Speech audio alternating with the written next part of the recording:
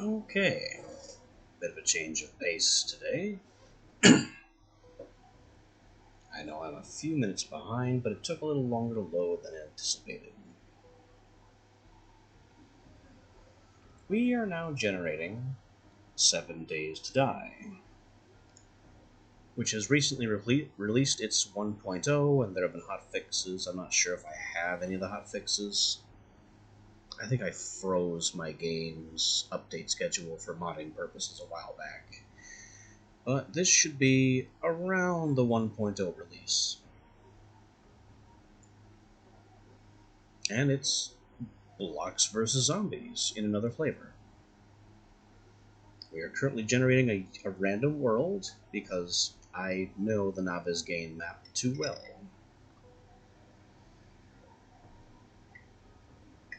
And that may end up taking a while. So, shame about that. But it will only have this delay the first time.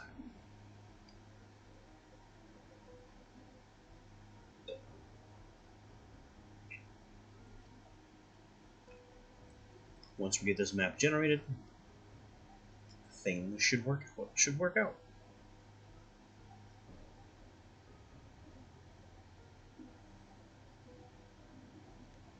Hey Raven, welcome in. Kind of laid the Minecraft to rest back on Sunday. We're generating a map for the other cube-based zombie game.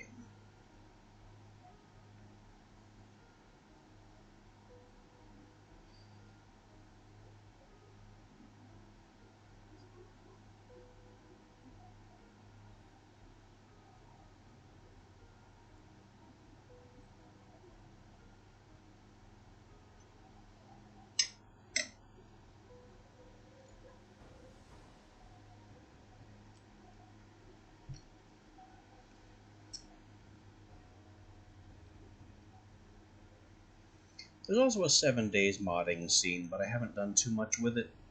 I don't think it's nearly as exciting as what Minecraft modding can do.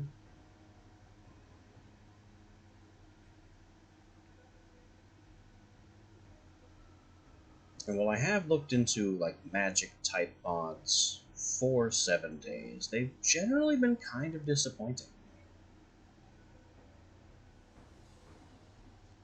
Like the last time there were spells in 7 Days was several versions ago, and the mod basically made them guns with ammo that was elemental runes that you harvested from the environment. That doesn't sound like magic to me. And at the same time, a big part of getting into the magic at all was that the world was now full of arcane zombies, which you didn't have the tools to fight until after you had spells. And they were more common than basic zombies and roamed in small packs and couldn't be avoided, so. There have been Minecraft mods that have also had that problem, and I don't use those mods for that reason.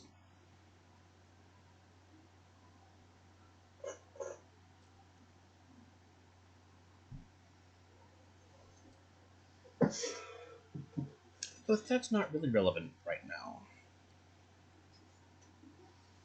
Right now, we just have these fantastic, uninteresting percentages that need to rise until the world is fully loaded. And there's not really much we can do until then.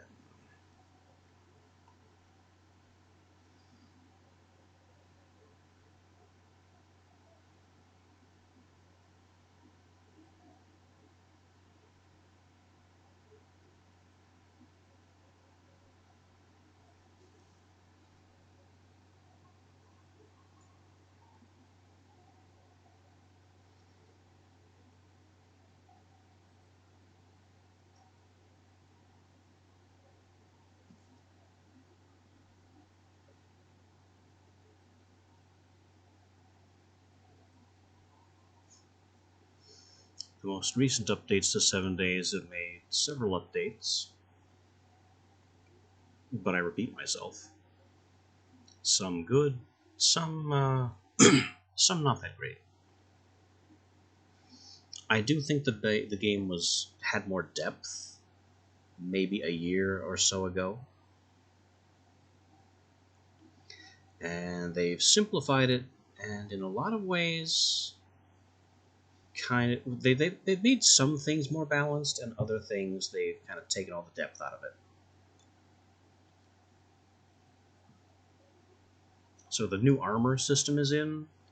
You used to have tons of equipment slots. You had a full suite of slots for your clothing, and then slots on top of that for armor. The clothing did very little, but you could put pocket mods in it and dye it and customize your character that way. The armor you could also fill with mods and dye. And they didn't really have much in the way of stats, honestly. Now armor is a lot more diverse, but clothing is gone, and you only have 4 slots. But here we go. We're ready to spawn in, start the tutorial quest, and begin exploring our brand new map.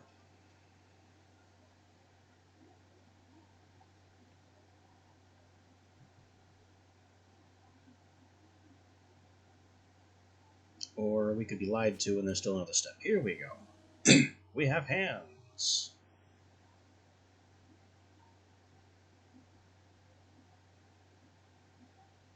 And a bit of lag, but I'm sure that will settle once the game realizes that we are in fact alive.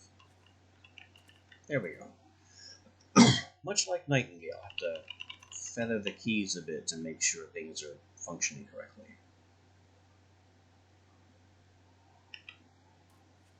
So what we have here is, on the bottom left, we have a status effect.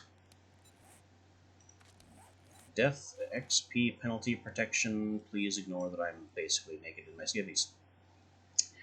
But that's how you spawn. There's also a health and stamina bar with convenient icons. And I don't know if this comes in clearly, but directly under the inventory tool belt here, there's also a very small green and blue bar, and that is your food and water value.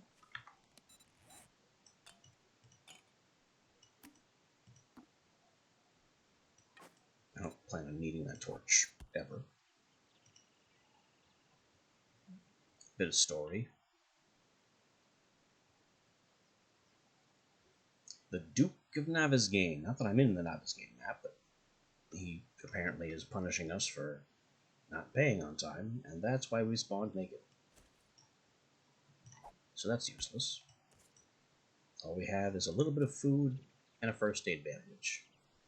Our first tutorial is to open the challenges window. This is new. This is now your in-game achievements, and once you redeem all of these, the rest opens up, and these give you small rewards, sometimes even large rewards for completing them.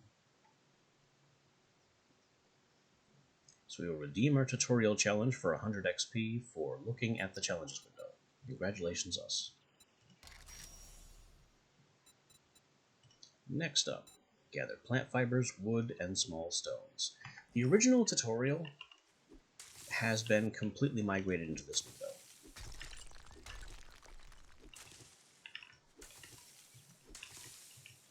So we punch little stick bushes to get sticks. We need more plant fibers, we just punch in grass. And small stones, well, you can press E to collect, or you can just punch them, and punching them is worth 2 whole XP. So whether or not that 2 experience is worth it to you is a choice that you can make. It is marginally faster to press E to grab them.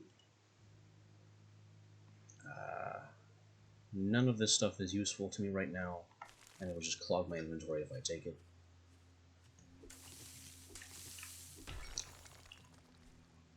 We've now gathered our resources. So that's going to be redeemed for another 100 experience. Next challenge, craft a stone axe to defend yourself. Spoiler alert, it's a terrible weapon. So here's the stone axe, crafted at rank 1. It's a start.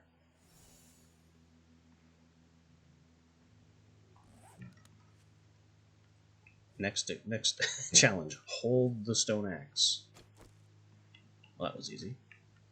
While holding the stone axe, harvest wood from trees and small stones from boulders. This is terribly inefficient, by the way.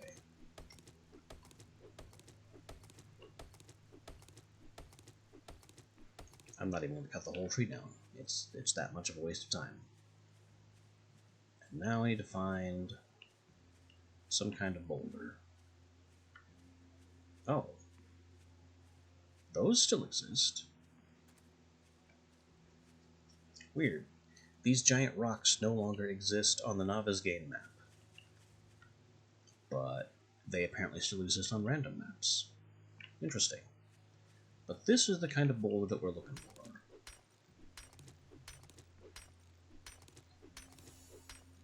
We have now harvested our small stones.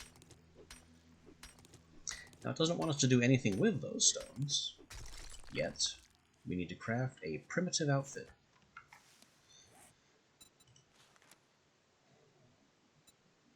With plant fibers and wood.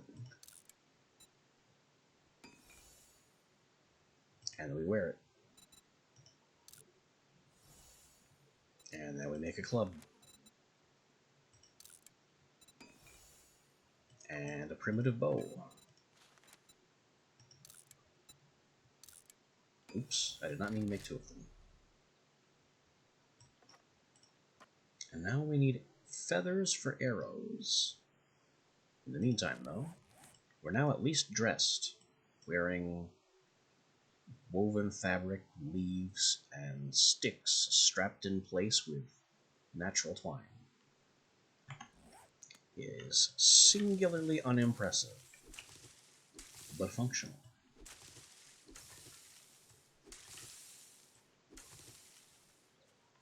It would also be kind of to our advantage, after I check this nest for feathers and to make arrows. Eggs are good too. I could use a lot more feathers, though. We'll get to feathers in a second. I'd also like to make the rest of the primitive outfit. It's cheap, especially at only rank 1. Gloves, hood, shoes. Each of these pieces has a small light armor rating, no penalties, and a very low durability. 250 is shockingly low for the game. Put all that on. We're now fully dressed and look like some kind of nature spirit hobo.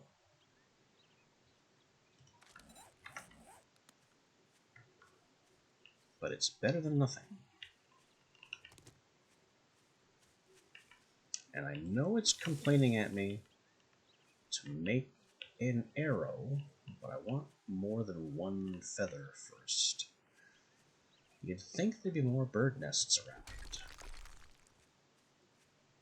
but they appear to be strangely scarce. All I'm seeing is grass and rocks.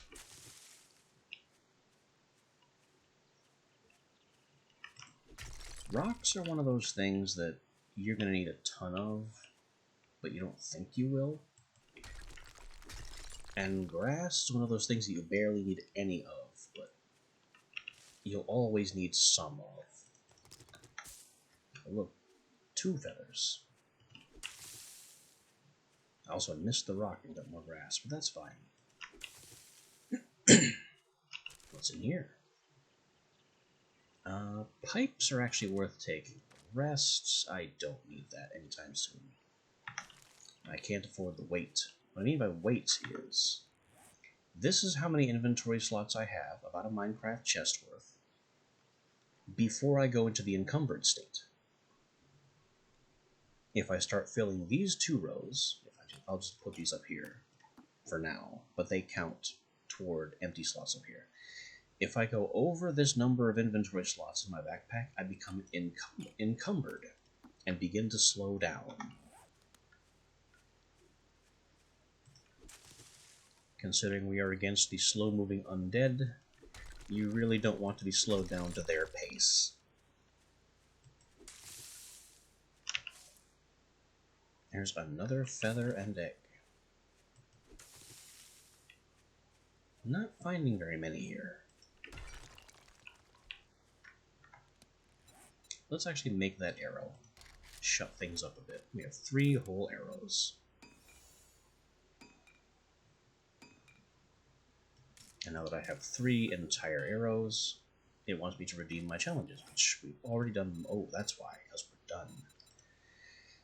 Alright. Redeem the axe, the harvesting wood, making armor, wearing the armor, making the club, making the bow, making the arrows. Now that's the entire group. And that opens every other challenge. And now we have directions to the nearest trader. Ooh, it's over here somewhere. The location of the nearest trader is the most valuable thing we got out of that quest. We also have 9.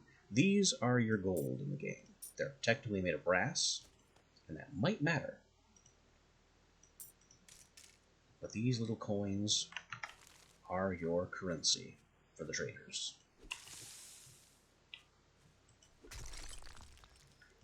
So we'll just make our way to the trader, and also take note of not only our compass, top and center. Many games have a compass like that, and the objective marker visible on it. But also day 1 and the time. Finally I get a bunch of feathers. Time is important because once night falls at about 2200, the zombies are then allowed to sprint.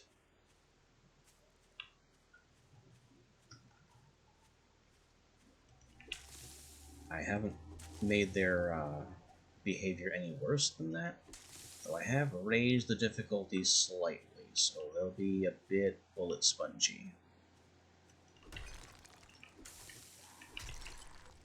That sounds like our first volunteer, and he is a crawler.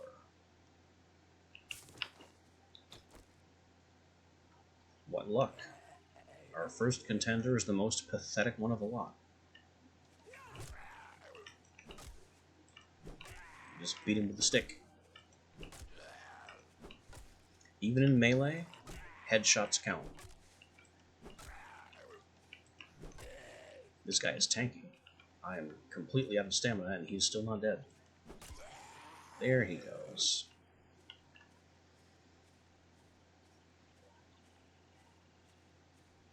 Stamina use, including and especially combat, is how your food and water go down.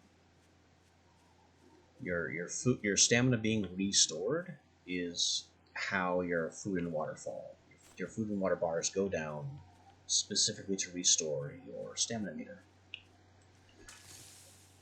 I hope I got that across. I only had to try 3 times. This is not the trader. That is some kind of camp POI that has zombies and potential loot in it. That's fine, that'll be on our map for later. I really want to get to the trader, just so we can confirm for ourselves where it is.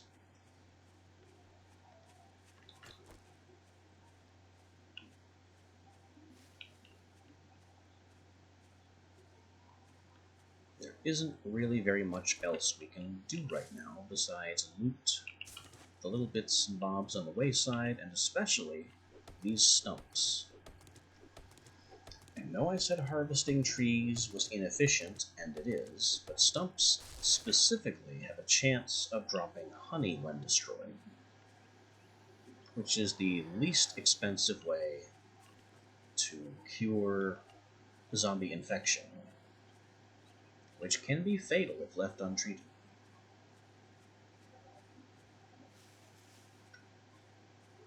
As for our current available weapons, the Stone Axe does 6 whole melee damage, but it's mostly a repair tool, and a block destruction tool with that 22.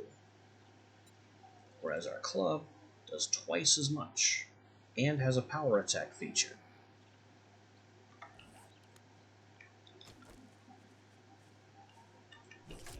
Bonk. Bonk. Typical attacks are on left click. Power attacks are on right click and cost additional stamina. Always aim for the face when possible. And down he goes. Many zombies, not necessarily all, but many, also have a chance of going feral when they go below half health. Which means, despite it being daylight, they'll begin sprinting regardless. Later in the game, zombies can spawn as feral. This is a bit different. It means their eyes glow, their health is increased, and they can also sprint regardless of the time of day.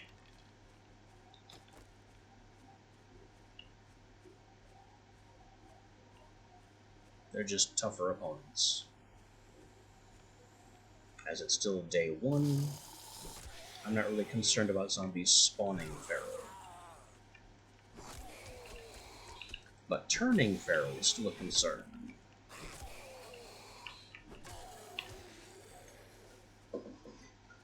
There used to be a damage bonus for hitting a zombie while it was stunned. I guess that's gone now. But it's always advisable to hit them while they're down, because they typically can't fight back in that state.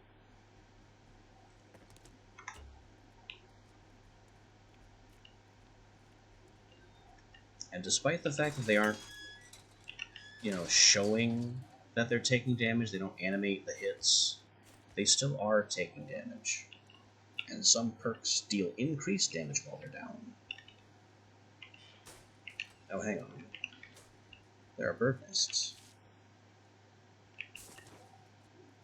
We are now in the Trader Compound. Here in the vanilla game, the Trader Compound is invincible. So we are perfectly safe in here. Until nightfall. When night falls, the trader will kick us out. We get teleported outside the walls and left to fend for ourselves. So, you can't just hang out here. Crushed sand and cement is good stuff, but not yet. Sewing kits are. And there's also that book I found, Forge Ahead. It's part of the new magazine system. Originally, as you leveled up, you'd gain points, and you'd invest points in the skill trees, and the skill trees are what increased your crafting levels and unlocked the ability to craft things, especially intellect, advanced engineering, which gave you access to crafting workstations, which kind of made intellect a required perk. At the same time, it also used to be that agility was a required perk, because only agility had access to the skill that allowed you to attack faster. Two of the things they did with perks is they decoupled the perk system from the crafting system and replaced crafting with magazines. So you now have to read, 100 magazines to be able to craft the top level of tools, 50 magazines to craft the top level of repair tools. And they also decoupled attack speed from the agility tree and gave every skill, every stat, its own attack speed. So while this is a little bit weird conceptually, it does make every skill tree viable.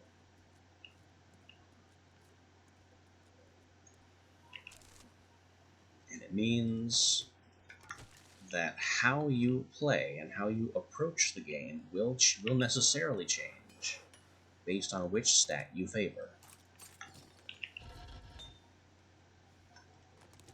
Ooh, forged iron. Very good find. I'm just going to start taking everything.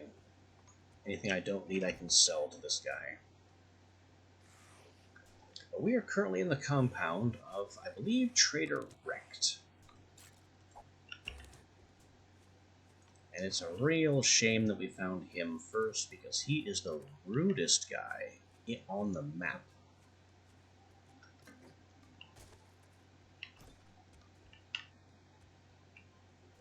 So I have no compunctions about robbing him blind.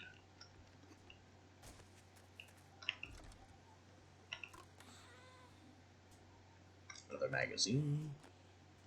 Can of tuna, we can eat that.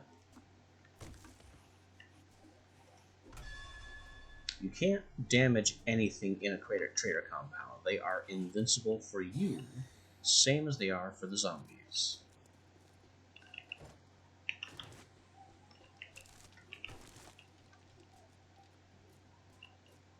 And this very loud resonating noise is your hint. But you can steal everything that isn't nailed down. And sometimes a few things that are. Oh, that's an amazing find. Grandpa's Awesome Sauce improves your bartering by 10% for 3 minutes by default, which means prices change favorably, 10% in each direction, as 10% more sale value and 10% cheaper prices.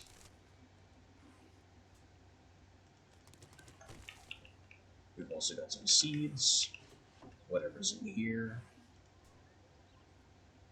Old sham sandwiches are, I won't say never useful, but pretty much never useful.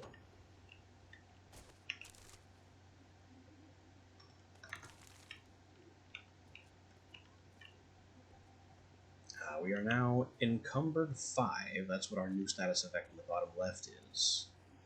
So I've gone over my inventory limit by 5. If you move these 2 up into those slots, we then have 5 bleed over into the encumbered slots.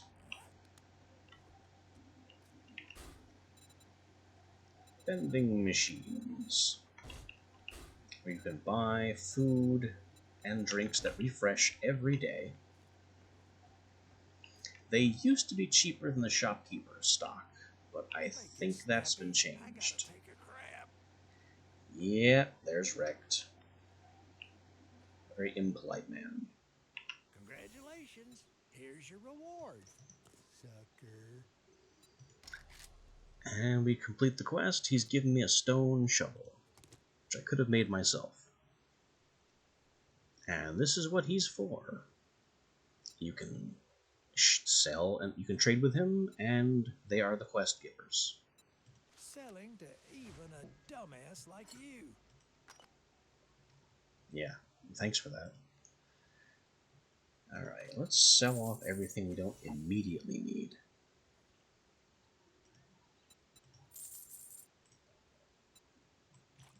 Anything that I can't sell, regardless of how cheaply, we'll just throw on the counter.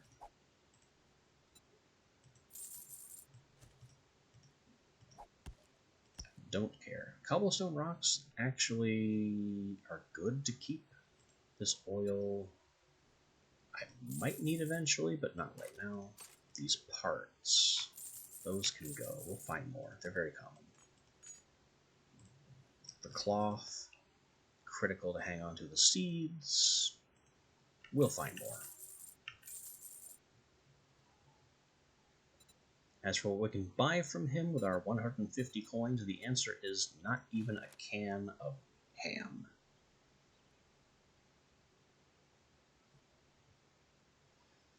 Certainly not a magazine. Certainly not an anvil. You cheap ass son of a bitch. That's all you're gonna buy? What do you expect? I'm broke.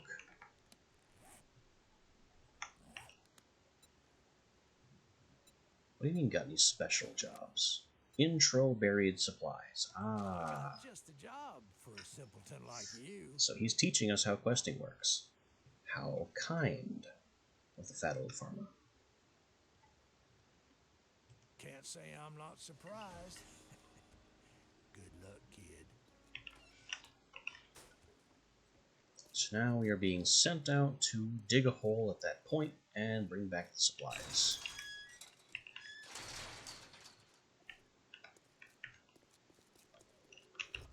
It's a start. I'll just read these.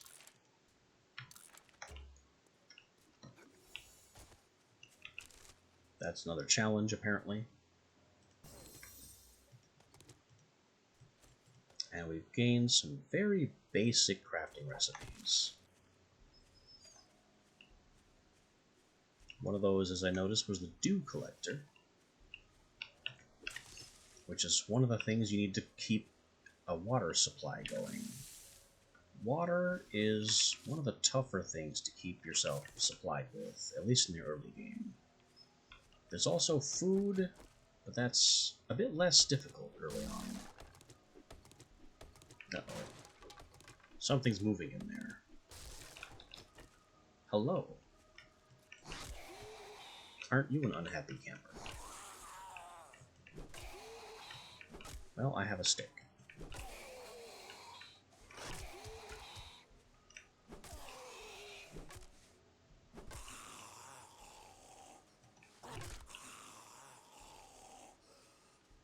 And down he goes.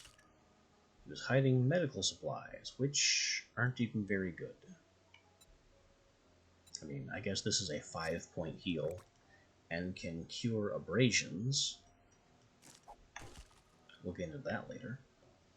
These camping chairs are always good to steal because you can scrap them into iron.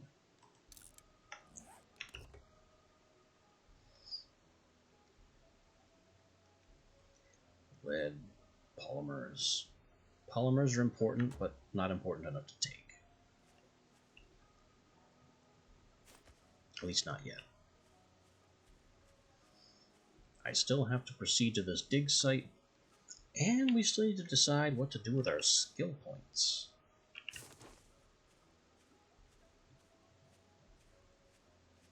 As I alluded to earlier, there are many ways to play the game. Each of these primary stats, perception, strength, fortitude, agility, and intellect, all have different play styles and different favored weapons. And all of them are viable. Each stat also has other keyed skills that make certain other parts of the game easier. And sometimes the game can be made quite a bit harder if you don't have them.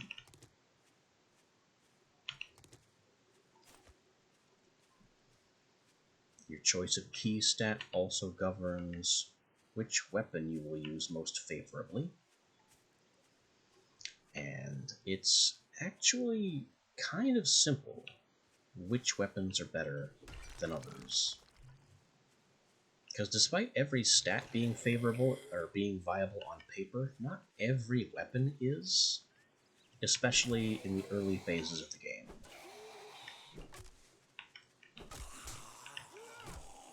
Once you get to late game and can do whatever you want with your points, and have a lot of magazines read, then anything goes. But in this early part of the game where I am stuck with a blasted stick, there are really few options that are any good. Because you have to balance damage output against stamina consumption, also consider the weapon's reach, which is really only important for 2 weapons. Also consider the attack speed, the stamina cost, which is important enough to mention twice. and how rapidly it loses durability. We'll get back to weapons in a moment. This tree needs to go, because it's covering up the visibility of my dig site. The trouble with these buried supplies quests is that they periodically spawn zombies, very, very plural, as you proceed with the dig. And if you can't see them coming, you really can't deal with them.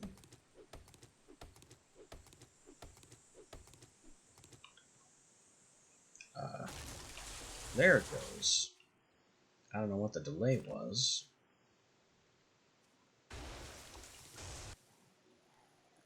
And there's also a crawler in the area. No, you will not be distracting me.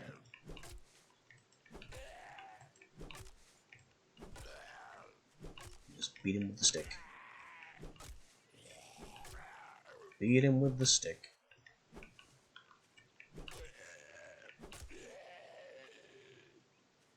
And now I think we can begin the dig.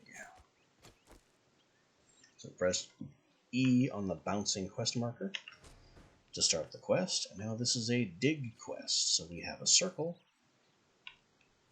that our buried supplies are definitely inside.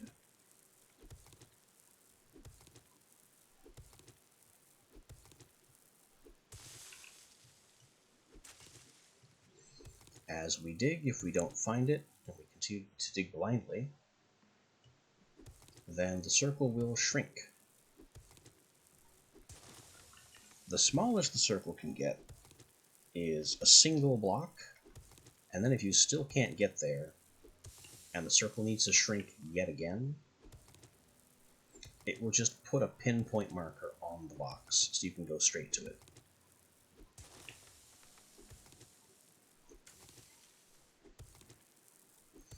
In the original builds of the game, this circle was huge and never got smaller. It just shrank a little, and I paused because the circle getting smaller is the trigger for sometimes summoning a small group of zombies. And while our little wooden club is adequate for a single zombie, a group is a problem.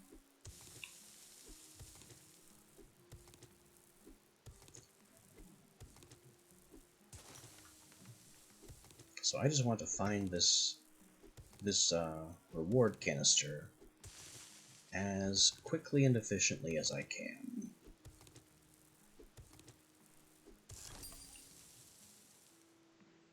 Alright, still no party group. And it looks like it's shrunk down to a 2x2, a 1x1. It's a very small area.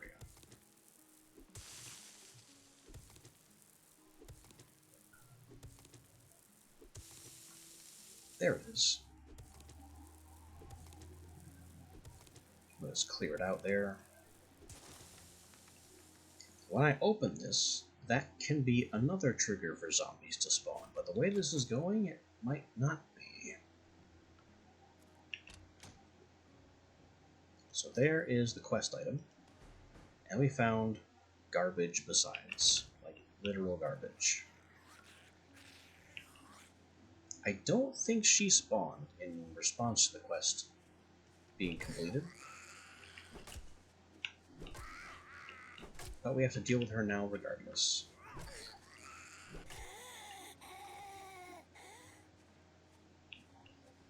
Killing zombies is always worth your while, because you have your level and your game stage. Between the two of these, it determines your loot level. Game stage is also influenced by the biome you are in. We're currently in the Pine Forest, which is the lowest level biome.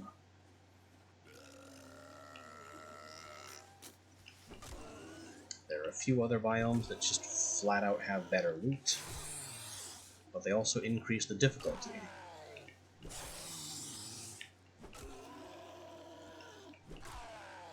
And right now, we are not only under-geared, we have effectively no gear at all.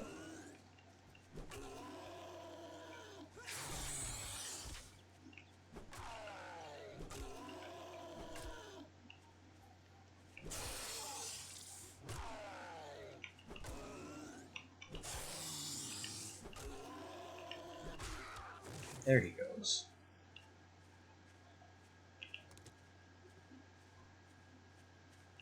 Those big bloated tourists are considered more difficult than regular zombies because they have a higher health pool. So they are worth commensurately more experience.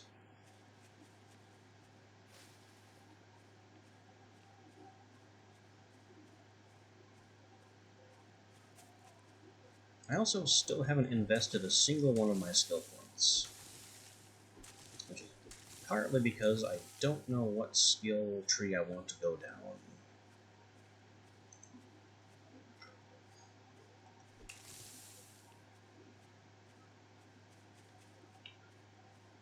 Considering I'm completely alone here, it's kind of a pressing choice.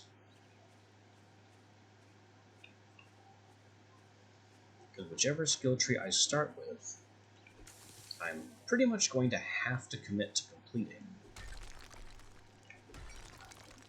Because if I don't level up my skill with a primary weapon, I'm going to have a lot of trouble dealing enough damage to kill zombies quickly enough, especially by day 7. Day 7 is what the game is named for. Every 7 days there's a massive horde event that you cannot hide from. The zombies know where you are, and they're coming. And they typically don't stop coming until dawn.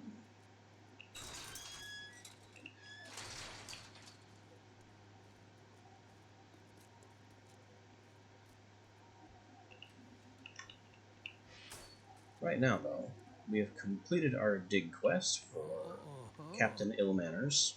Well, I guess I'm gonna have to pay you now that you did it. And now I'm going to have to make my weapon choice whether I like it or not.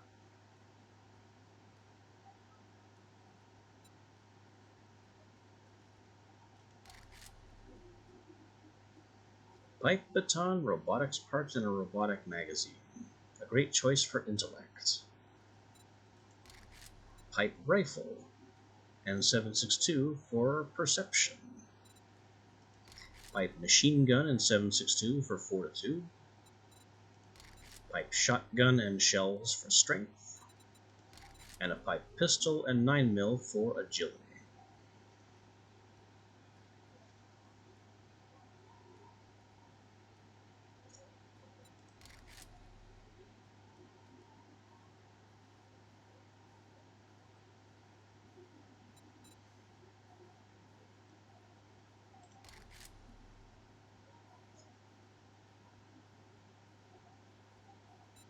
Strength is probably the simplest and most versatile skill tree to start with.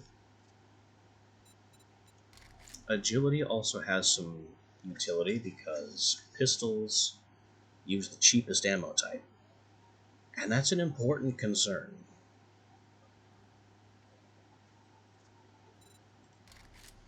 Intelligence can also be kind of funny, honestly.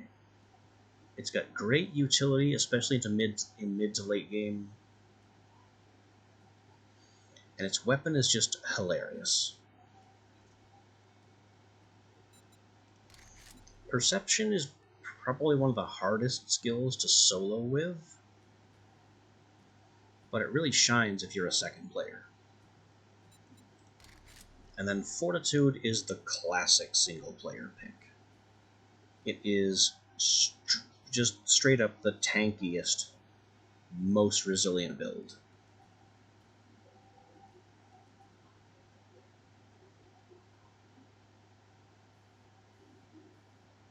But I think I'm going to go do shotgun because I feel destructive today.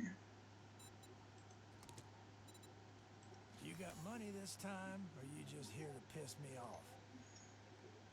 What else can we sell this useless barbarian? Nothing new, apparently. Just leave our garbage on his shelf. Including pine seeds. Every time you fully cut down a tree, you get 2 seeds. So wood is infinitely renewable. No trouble there. Well, you better get your ass to crack a book, 'cause you're dumber than dirt. Now, here's our basic quest list. More buried supplies, which would involve more digging. Fetch, which is to go into a POI and retrieve another item. And clear zombies, which is to go into a point of interest and just kill everything. I think I'll take the clear. I got work to do if you don't mind getting your hands dirty. Word of advice. Next time, bathe before coming to a job interview. And despite Rect's charming personality, I chose that one because it was closest.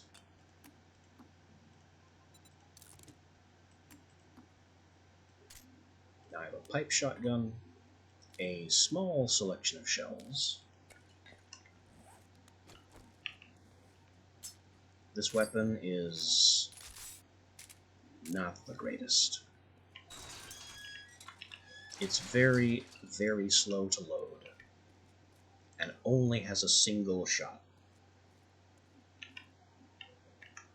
There is a solution to this that I learned from the older versions of the game, and that's to build more, but I'm out of glue.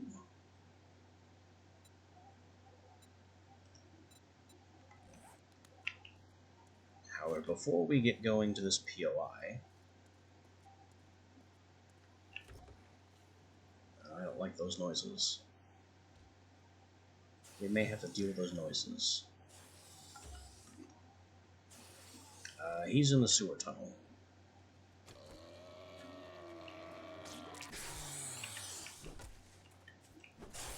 Bonk him. I was trying to explain something, you overweight barbarian. We are going to have stamina trouble because we are hungry and thirsty, which reduces our max and our regenerate. I should have addressed that before picking this fight.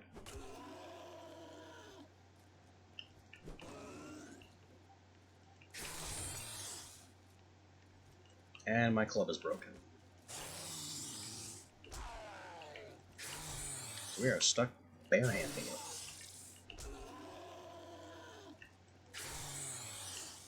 You know what? You're slow. I'll just wander away. Repair the club. Eat some stuff. Watch our back as someone else is moving in.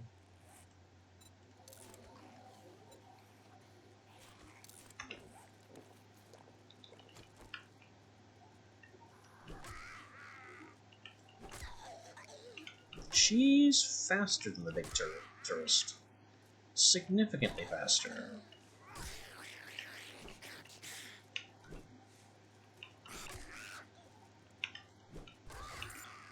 Ah, a loot bag, which I refer to as turkeys, given their shapely resemblance to a packaged supermarket turkey.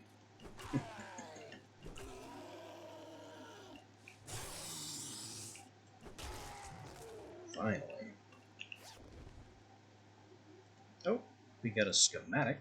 Those are always good. Another piece of glue, which sounds like another shotgun to me.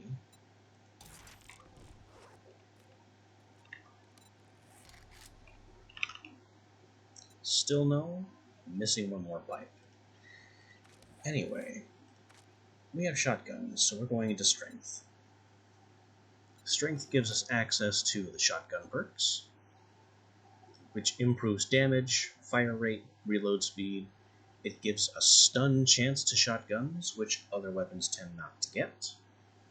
And also, every weapon tree you invest in increases your likelihood of finding loot related to that weapon type.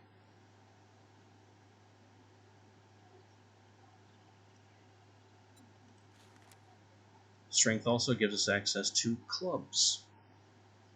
Clubs are the most basic weapon in the game. I consider them to be dead average. Every weapon has to be compared to the club. Because all the club is a big stick that you hit things with. And then other weapons have to compete with it. The club, I mean, you just get more damage and start to get stamina regen as you use the club. It's very, very simple. Strength also gives you the sledgehammer. The sledgehammer is a combination melee weapon and tool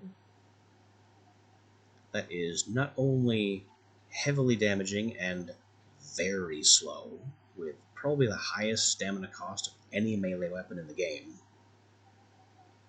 but it can also be used to destroy structures and blocks. You just don't get much resources from doing so. It's not a harvesting tool, it's a smashing tool. Strength is also where the cooking perk is, the heavy armor perk is, and the mining perks. So let us invest in shotgun, and I'm going to go sledgehammer, just because I don't like the club. We'll also build up strength itself, and I need to have 3 points in strength before we can take the next level of our weapon skills, so we'll just keep pushing that up.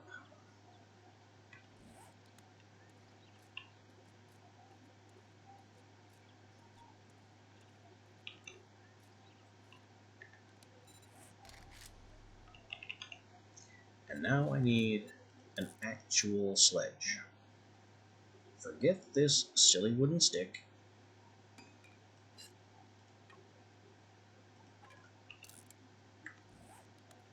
It's time to tie a great big rock to the stick and really throw out some punishment. Sledgehammer has a few unique traits that other weapons don't. For one thing, it's loud. It is just a loud melee weapon. Most melee weapons read everything other than sledge. Has a stealth damage multiplier, where if you sneak up on something and it doesn't know you're there, you deal increased damage to it. Knives are best at that, at like a ×4 multiplier. Most weapons have a ×2. Sledgehammer cannot do stealth damage. Not only does it not have a sneak damage, no. It's the only weapon to have that entry.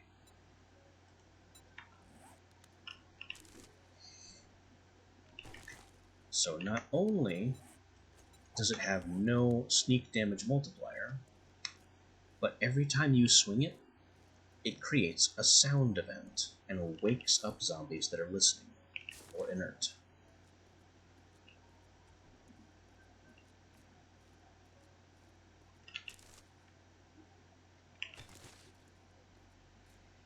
So I have basically chosen violence.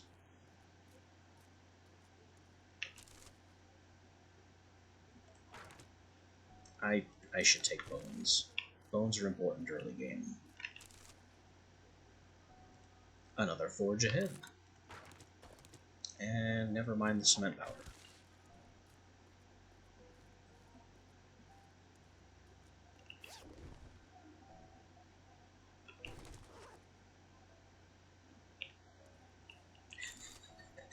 I'm a programmer personally, so yeah, it fires a sound event. That's just the language of the trade. The reason for the bones is bone knife is the lowest level knife, and it's important for harvesting. It's a harvesting tool for flesh, basically. Don't have enough bones yet, though, but we'll get there. Here's our first quest POI.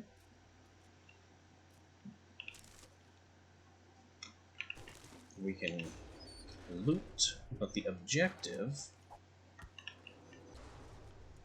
is to kill everything that could possibly move.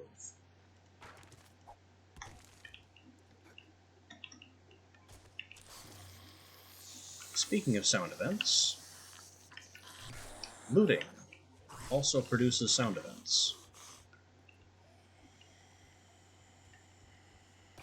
Bonk.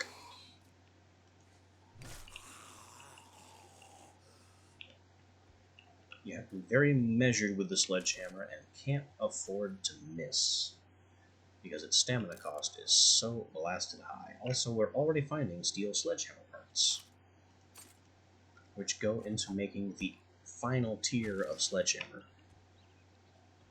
I expect to find many, many, many of those. And it's kind of an obsession for me to collect as many parts as they are, because they're, in my head, they're rarer than they actually are. So I have this kind of compulsion to carry them around. Also have that other schematic. Mod schematics are always worth reading.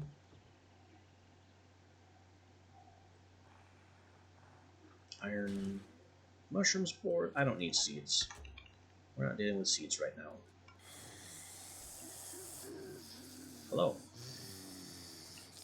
You look lost and angry.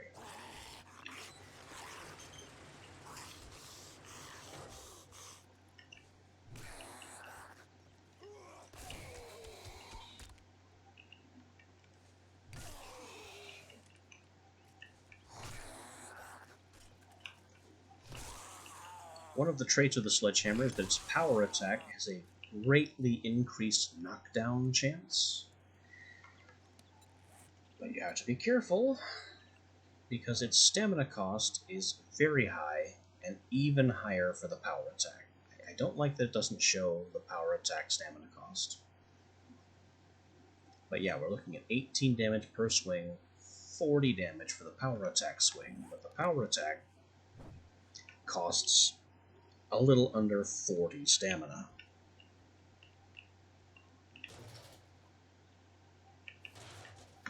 So when throwing that out, make it count.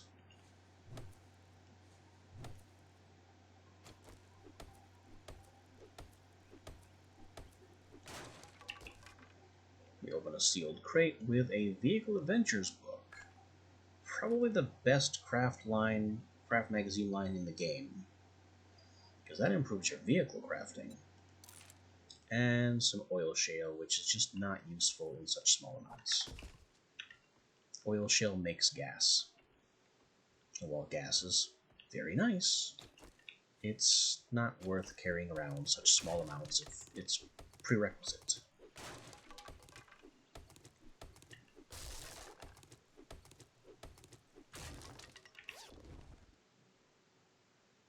Machine gun parts. Another case of I have to take parts.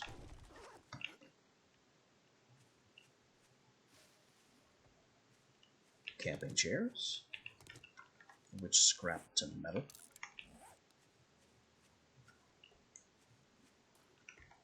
I still want that extra pipe so I can make another shotgun. But it's not giving us that yet.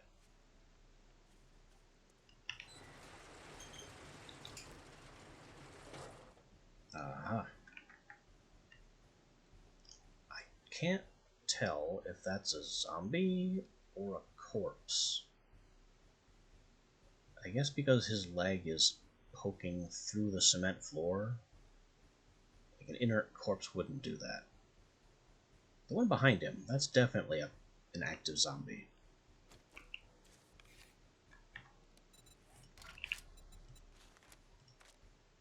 Oh, good. We can definitely improve our arrow supply now.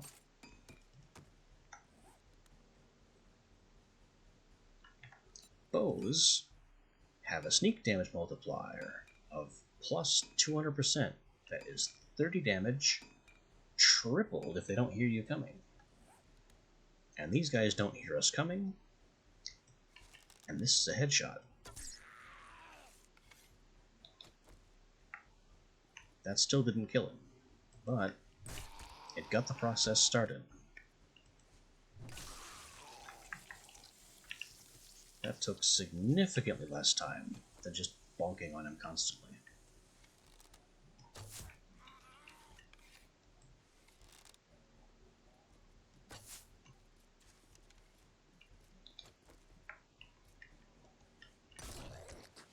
Bonk. There's another skill point. And the POI is cleared. As it says in the top right, it would not check that off if everything wasn't dead. That's actually a lie, technically speaking. But that doesn't matter yet.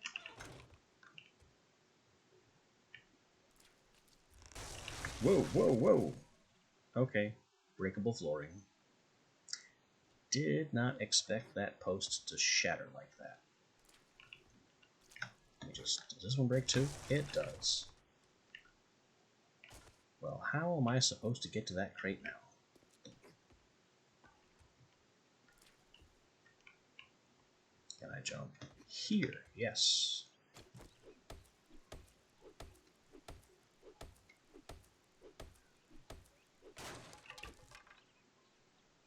We have here more gas and another Stone Axe 1, which, I mean, it has more durability than mine, so I'll replace it. That'll save me from repairs. And scrap the old. I can also destroy these barrels for iron. Be very careful about barrels. Barrels tend to contain gasoline, which is good. But even if the barrel is empty, if you damage and destroy them with anything other than a harvesting tool, they have a tendency to explode.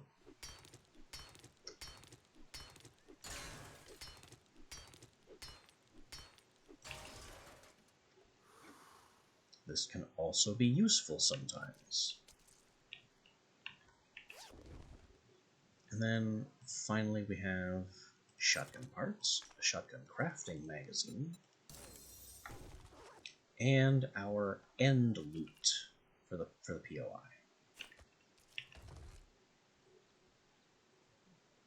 Which gives us a Ranger's Guide to Archery, so we can recover.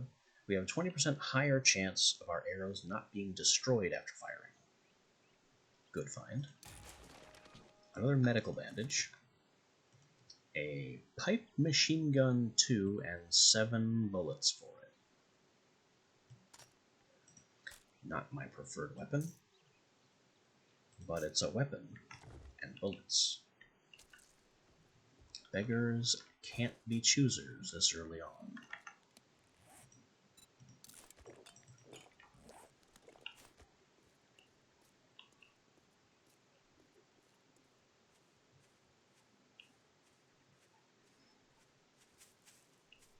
Now we have a couple of small issues to contend with. First of all, it's getting rather late in the day, at 1600, with night falling at 2200.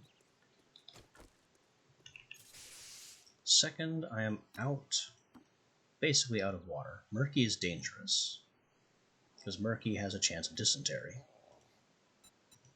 And we're out of food.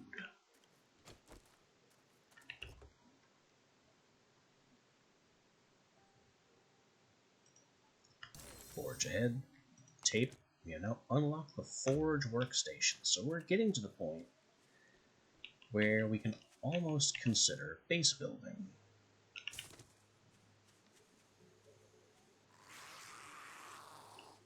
Hello. Could you not be in my way? Blam!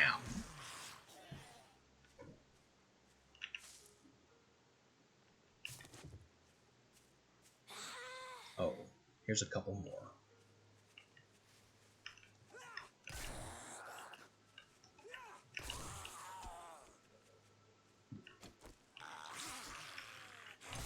That 40 damage power attack really does a number on them. There's a high knockdown chance. And it also does a lot to the physics engine. Sledgehammer kills frequently, but not always, send targets flying. Very satisfying. One of the reasons I like the weapon. Ooh. Ergonomic grip reduces melee stamina usage. That is the best mod I could possibly have found. Stamina cost just goes down by 2.3, and because there's a mod in it, every other important stat goes up. Always mod your weapons as much as you can. Because every mod, even if it's not immediately relevant to your needs, increases the weapon's base stats.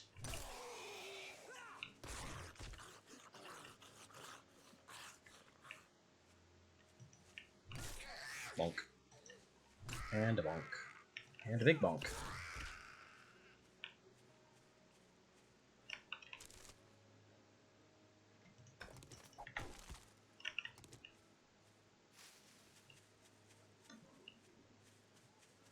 We need to get back, so it may be time to start sprinting. Although, this place, once or twice, has had honey in it. Not today, though. Potted plants are purely decorative, although they do scrap into dirt, clay soil specifically. A supply of clay soil is one of those things that will be important later, and are important enough that I am fine with collecting some.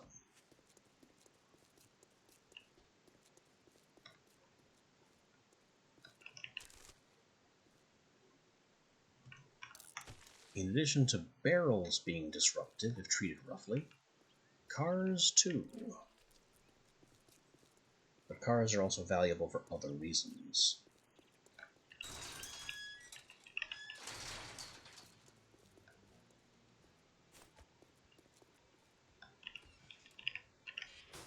Alright, buddy, what do you got?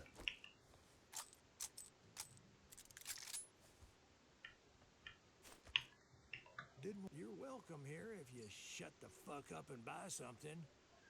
There's honey, which will be good for preventing infection. Crafting skill magazine bundle, I mean, this is extremely valuable this early on, because this will give me, it says 3, it means 6. You get 3 different magazines, 2 copies of each. Urban Combat 5. Landmines won't detonate when stepped on. That's less of a problem than you'd think. Wasteland Treasures 4. You figured out how to purify water.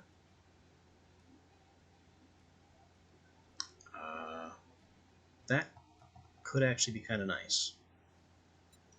And then Barrel Extender mod. Increases damage, range, and aimed accuracy, but makes it worse when hip-fired.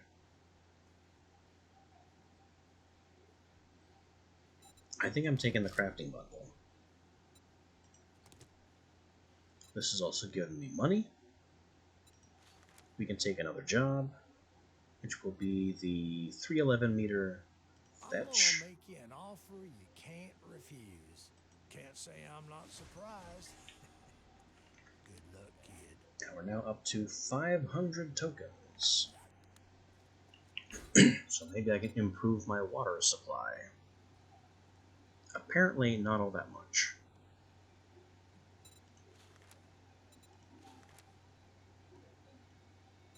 Yucca juice worth 34 water, I'll take it.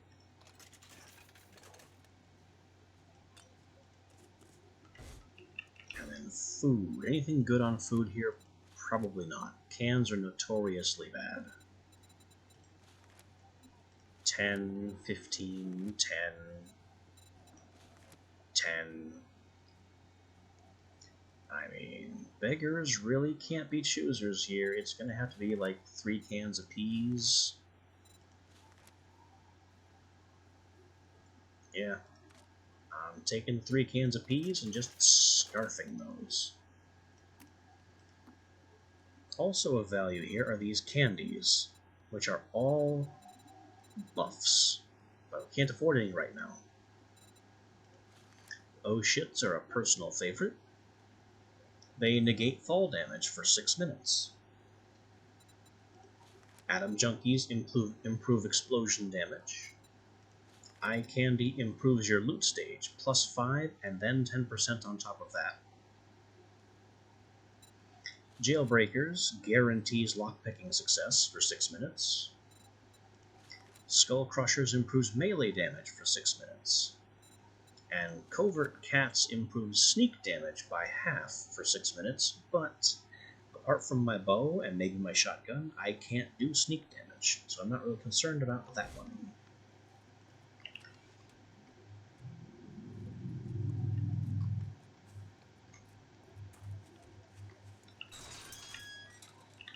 So let's eat our peas and go out to this next job.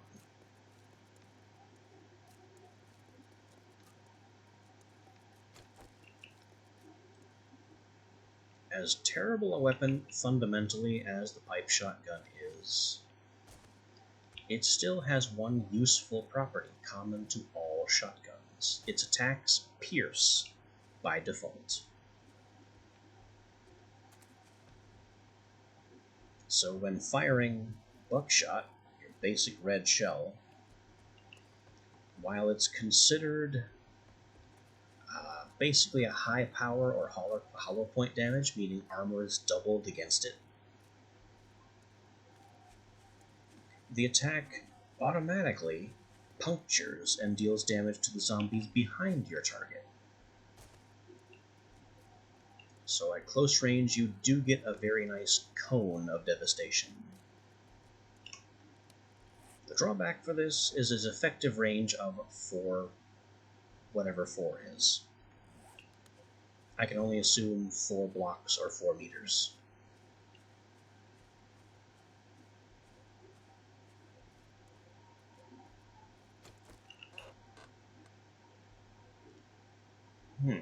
Wasteland Treasures 3, Acid. You can harvest a little from cars, medical equipment, and acid barrels. Nice. Let's also open this, and we are armored up for armor crafting, Tools Digest for harvesting tool crafting, and Vehicle Adventures for vehicle crafting. We can now make level 2 stone tools and level 2 primitive armor,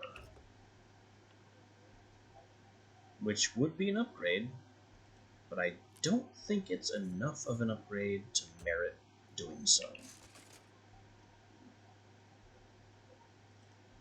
Painkillers, powerful healing, resistance, concussion cure, but costs water to use. Pills are apparently very dry. We have first aid kits, which are amazing for healing.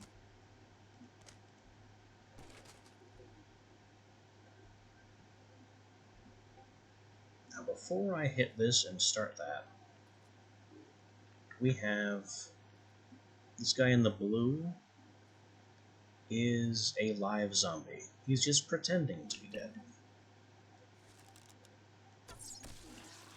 Now he's all dead.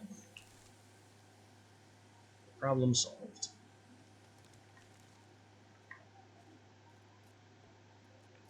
The guys in the hazmat suits are my favorite. They make the best noises.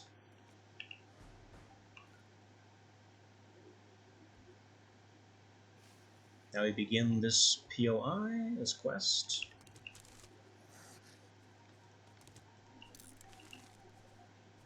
We already have someone wandering around looking for us. Let's just beat his head in. Get back down there. Stay down. Fetch quests will show you on your compass where the satchel you need is. There are also indicators for whether it's above or below you. We don't have any of those indicators currently, so it is on our Z level. I think I know this house. I think this floor breaks. Yes, it does.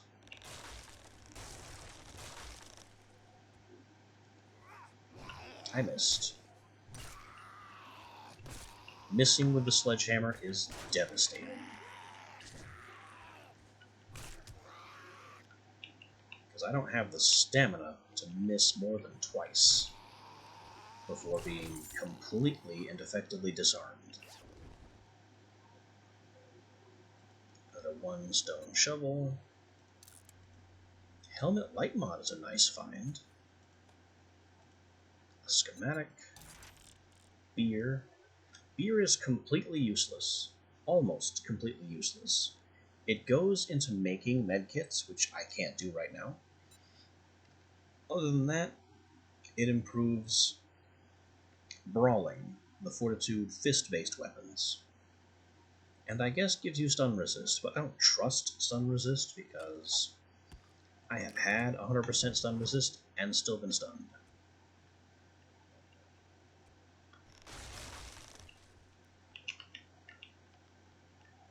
Is that all the flow that breaks?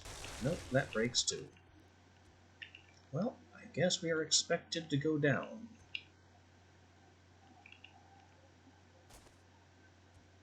What fun is down here in this basement?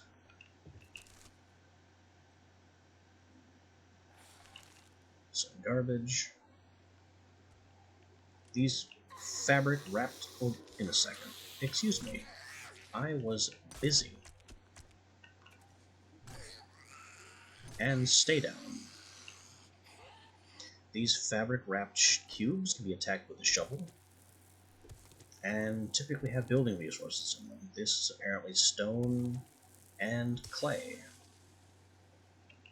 Up here, these bags can also be attacked with a shovel.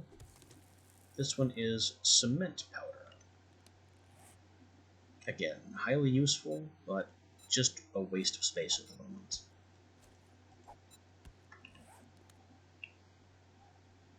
What will be far more advantageous is if I went over here to my primitive hood and installed this helmet light. Now I can press F, and I have a hands-free flashlight. There is a price to this. If I crouch, one of my new bars on the left there, the yellow one with the little eyeball symbol, is my stealth meter. I have 8, which is good. The lower it is, the harder you are to see. If I start moving, that goes up. If you enter an area of light, you are even easier to see. And if I turn on my headlamp, that jumps up. That jumps up a lot. So while a headlamp makes it much easier for you to see, it in turn makes you a lot easier to be seen.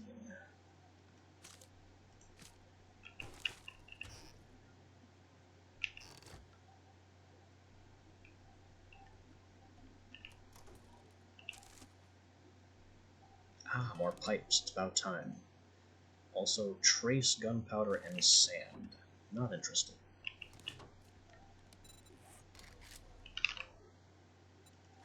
But now I can make a shotgun level 2. What's important to note here is the level as you can make better and better gear, it gets more expensive. So the level 1 shotgun is 4 pipes, 2 wood. Going up, 6 pipes, 3 glue. Glue, not wood. And then even more wood on top of that. Still, I want a second shotgun anyway, even if it costs basically all my pipes.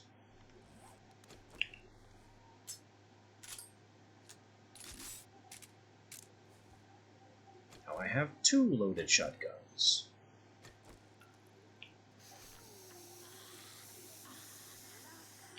So if things get a little hairy, I can punch out 2 shells.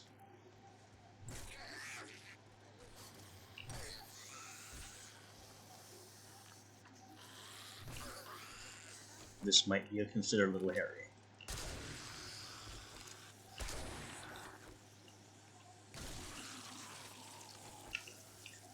Good use of 2 shells.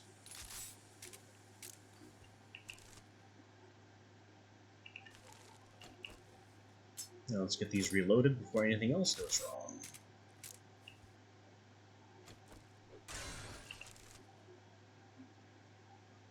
Brass, I can sell that for 72 coins.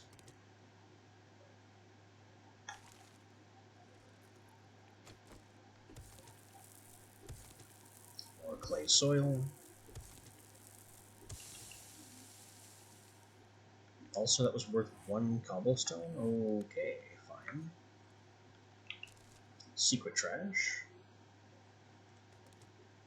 More brass, stone. I don't care about lead.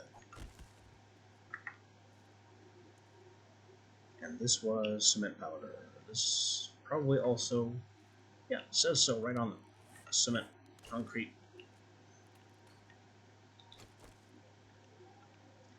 New matter. In the washing machine and laundry basket, we have sewing kits and cloth. These used to contain clothing, but the clothing system no longer exists.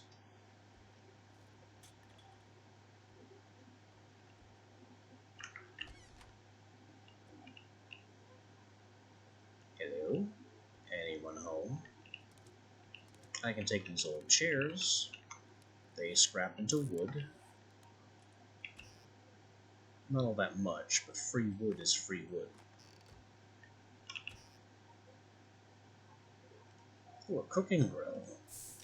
That's nice to have. The pot would be better, but the grill is at least something.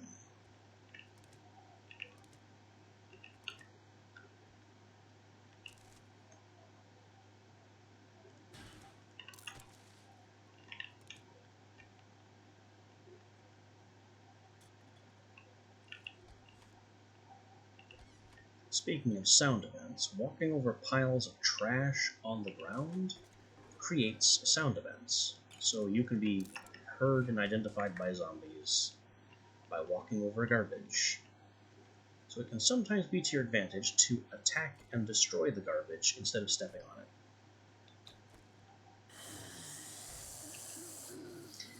What also happens, and these were recently added to the game, is sometimes there are volumetric ambush triggers, where it doesn't matter how stealthy you are. Stepping into a certain zone will simply trigger a zombie ambush. Stealth always was a little iffy, although being a stealth archer, your classic Skyrim stealth archer, used to be a viable and strong strategy. Nowadays, though, while stealth is good for a certain percentage of POIs, it gets less and less useful until it's negated pretty much entirely.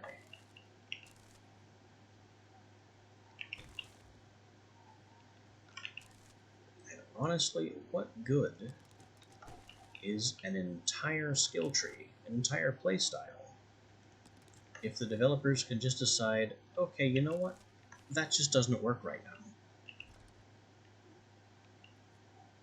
Hello.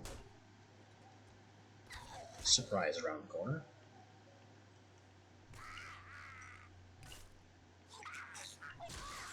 And down she goes.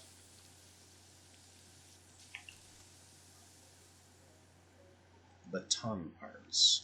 That's the one kind of parts I won't take, usually. We can sell them.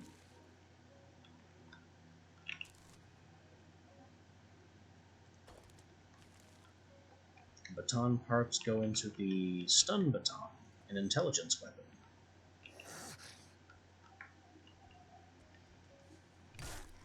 Which is which is a patently hilarious weapon. It's the only weapon that has more knockback potential than the sledgehammer. It's just not as great on damage.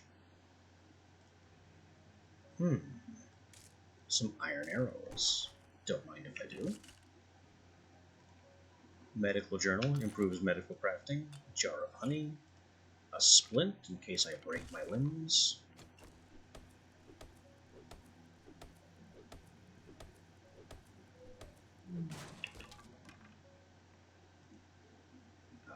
Some crafting blocks, some building blocks, a sewing kit.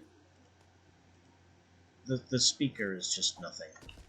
You can wire the speaker to a trigger once you have electricity, and it makes noise when the speaker is triggered.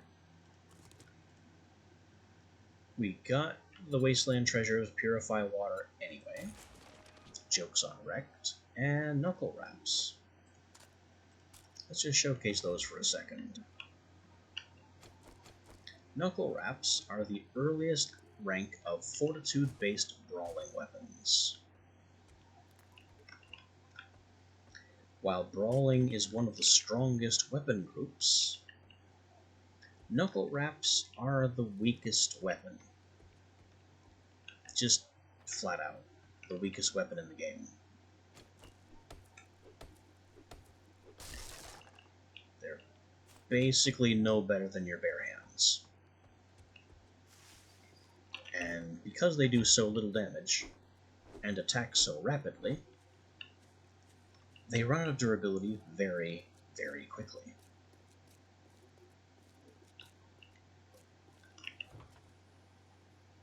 But if you're a fortitude character, they are your entry point.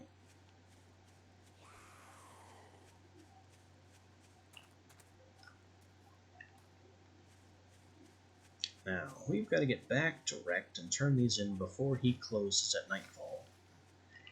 And then probably go back to the house we were just in and make it somewhere we can hole up for the night.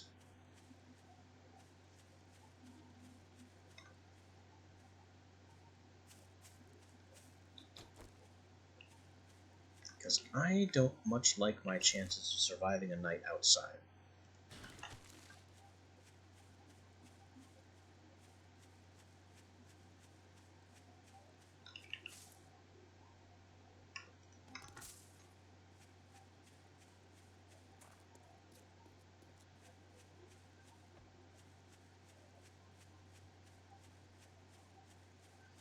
We are encumbered by 12 because I'm simply carrying too much crap.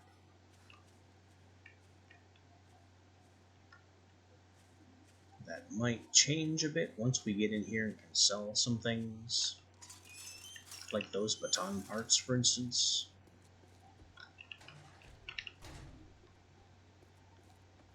Hello. Everything's for sale, even to an idiot like you. I don't need or want more 7.62 right now. We'll take these. The lockpicks would be nice too.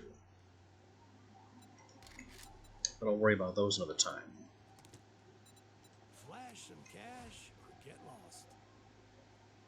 Let me just sell, I don't know, all the parts. We can't use them anytime soon. Sell the cash, sell the brass, dump the remaining brass. Anything else sale-worthy? The Knuckle Wraps. Melee damage, 7. But they have a very low stamina cost, and they attack very quickly. They are not a bad weapon. They're just not for me right now.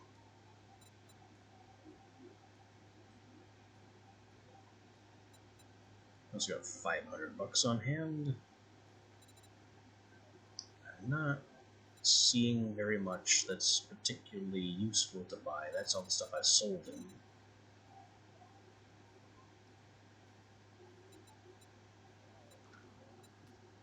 And we're hungry again.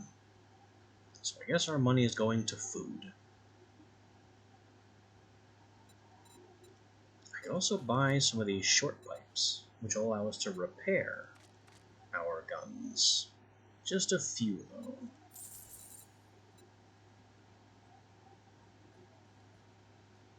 Oh, a cooking pot. That would have been nice to buy. Bit late now, though.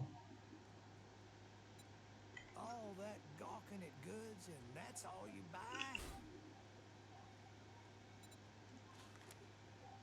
Looks like our choices are cat food and tuna. Between the two, the cat food is worth more food. Then pasta is better than dog food. But our choices are limited and we are hungry.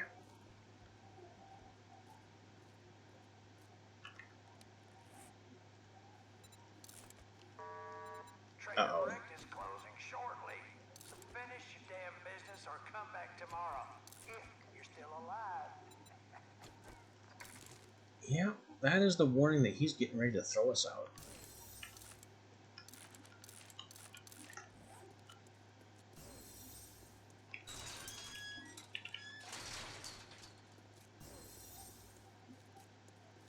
We can now make a pipe shotgun 3 if I had the pipes to do so.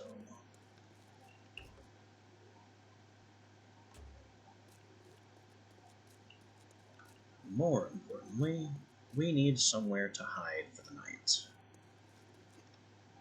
I think this place has 2 skulls, meaning it's a level 2 point of interest. I also forgot to take a job from him. Can we get a job before he throws us out?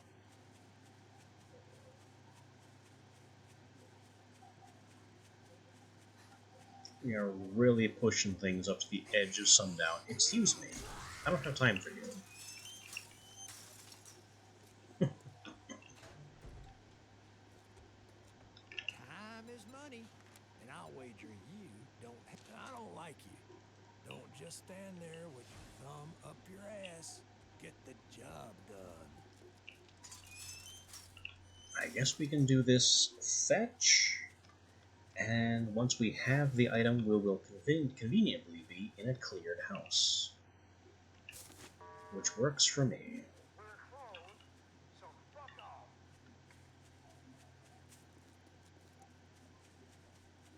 I just really want to get inside before night falls, so I'd rather not be in the dark with zombies everywhere. While everywhere is an exaggeration, they can come from anywhere. And at night, they will come at speed.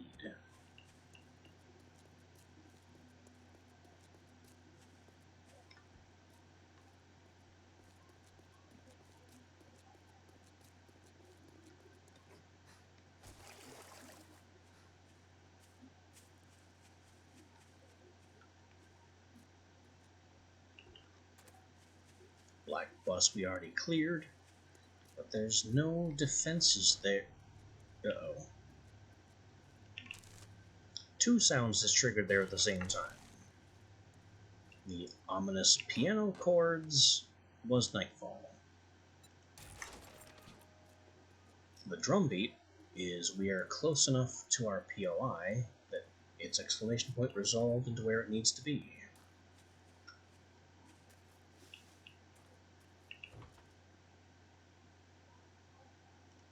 Iron, forget that stuff.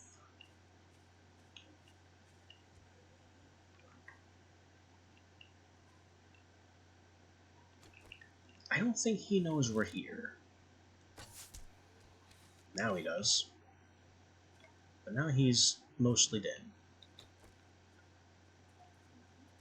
And that is why night is dangerous. He can just sprint. But if he doesn't know where that arrow came from, it doesn't help him. There's a second one.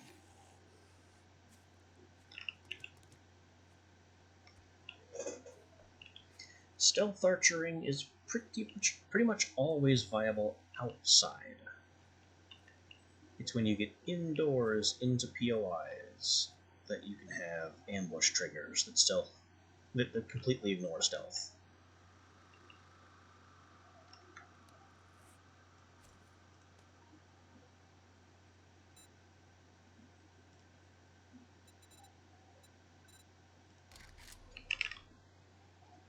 Before we go in here,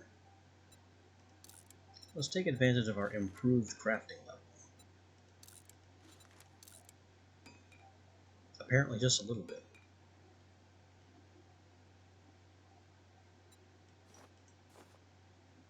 What happened? We ran out of plant fibers. Of all the things to run out of, I'm out of grass.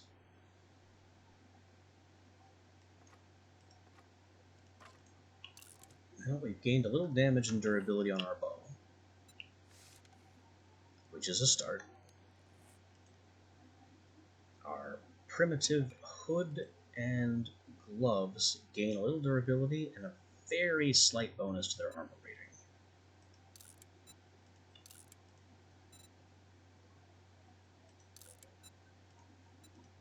So we can put on the new ones, trash the old ones, and put our light in the new one. It's not much of a step up, but it's a step up.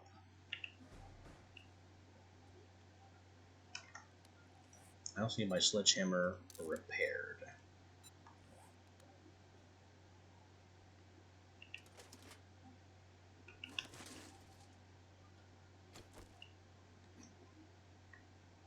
These arrangements of pipes can be destroyed for short pipes. This will apparently take a while, because they are metal, and my axe is not.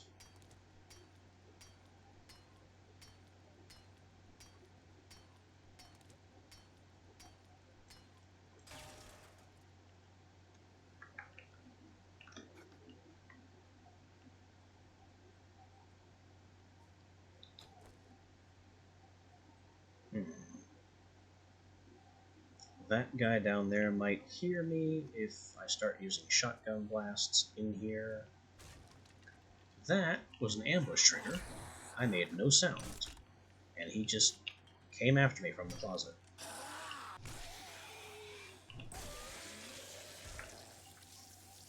It wasn't this trash. We specifically walked around that trash. And as soon as we got within, X blocks of that closet, he came charging out.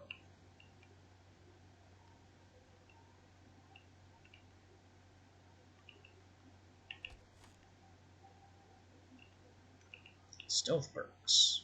They're useless.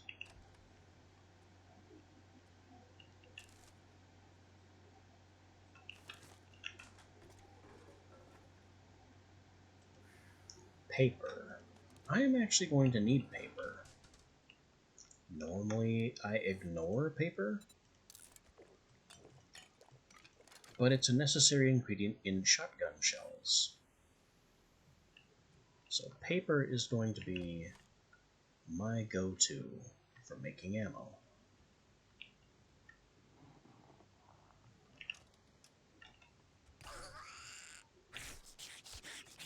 Every other type of ammo is made from brass casings.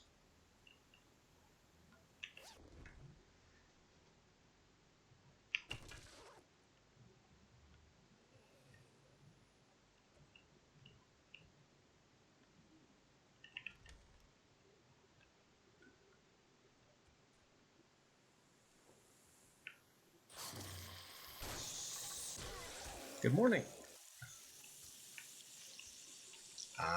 Locked desk safe. I don't have lockpicks, so the only way we're getting into the safe is violently.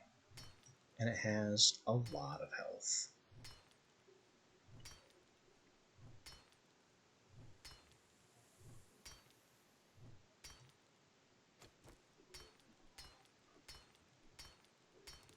I think the sledgehammer was actually faster.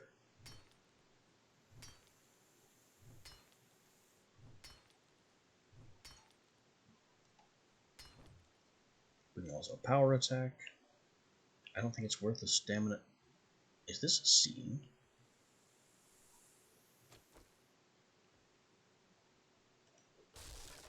It is.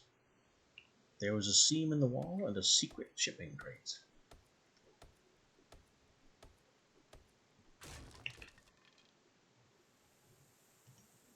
Bunker Buster.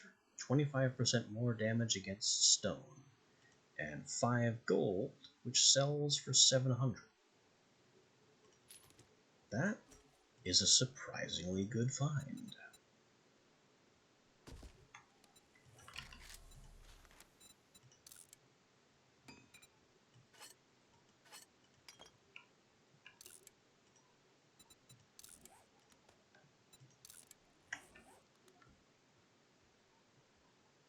This isn't stone over here, this is metal.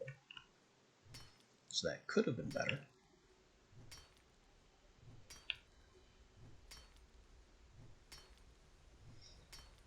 And I honestly don't mind sitting here banging on the safe because we have to burn time anyway. It is nighttime. I would prefer that it wasn't, but here we are in the dark. Safe in the dark. Beating on this desk safe.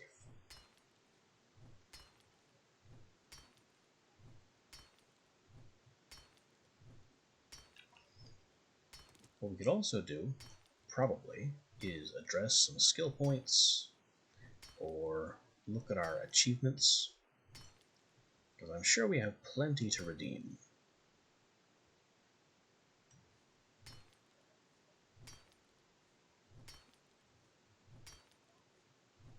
I'll do that after this is open. Ding! The unlocked safe contains 8 whole bullets and a cooling mesh mod, which gives explosion resistance, heat resistance, so we can survive better in the desert, and it also counts as a mod.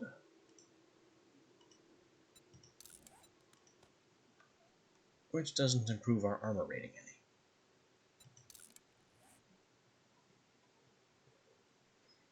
How about those challenges? Look at all this fun stuff. Purchase any skill, 500 XP. Kill 5 zombies, 500 XP. This is also what happens to the journal screen. There used to be a journal here that told you about stuff. Now the challenges do. Zombies are a danger. They walk during the day and move faster at night. Feral zombies have glowing orange eyes and are just generally worse. Then there's radiated zombies, which are even worse, and they regenerate health. I don't expect to see those for at least a week or two. Crafting. We've read a magazine. You can find them. They do things. Scrap items. You can scrap items to destroy it and gain some of its crafting materials back.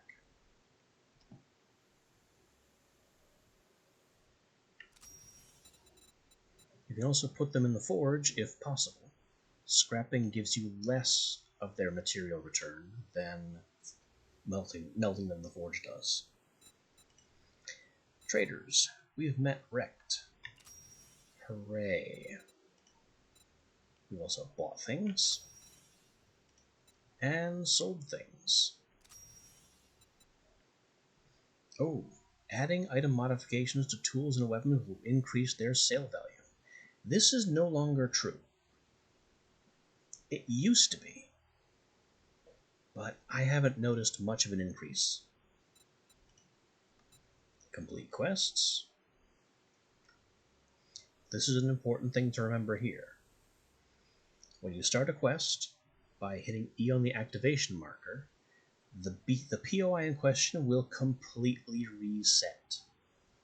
So if I were to build a base inside my current house that I'm sitting in, and then do a quest at this house, any containers I've placed, any building blocks I've placed, anything I've removed will be reset. Anything in containers that I've stored will be destroyed. Apparently placing a bedroll or land claim block will protect the POI from being reset in this manner. I didn't know that. I've also never tested this. It hasn't come up.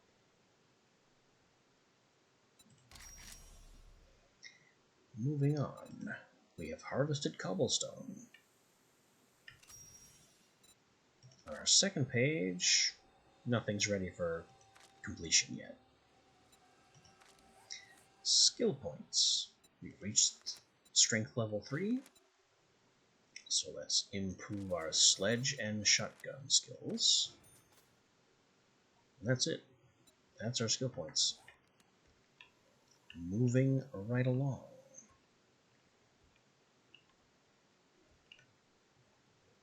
That looks like the whole of this floor. Time to go downstairs.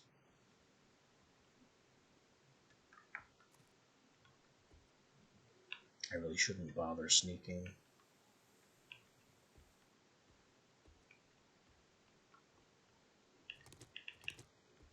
I chose the sledgehammer, not life. I chose to be a loud and smashy beast. Pumpkins. I mean, it's food. It is risk-free food. Not a lot of it.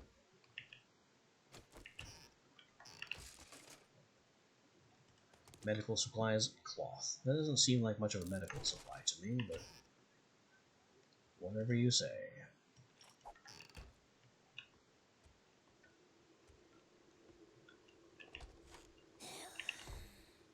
Hello. Oh, one miss. Connected. Down.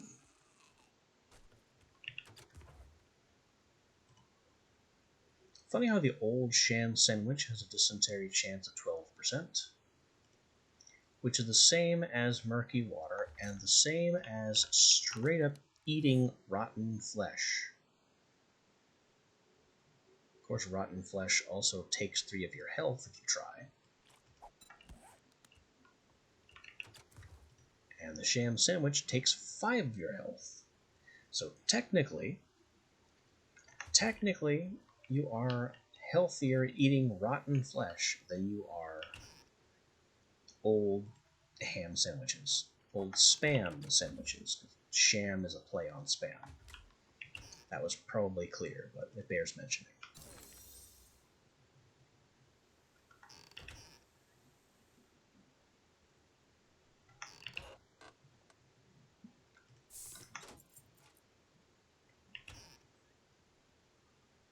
Lots of cornmeal.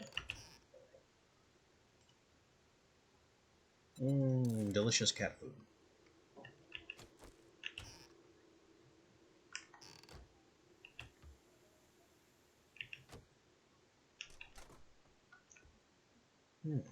A well-stocked pantry, perhaps.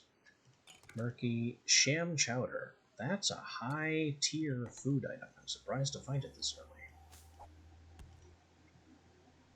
53 food and 10 water. I will be okay the next time we're hungry. A potato.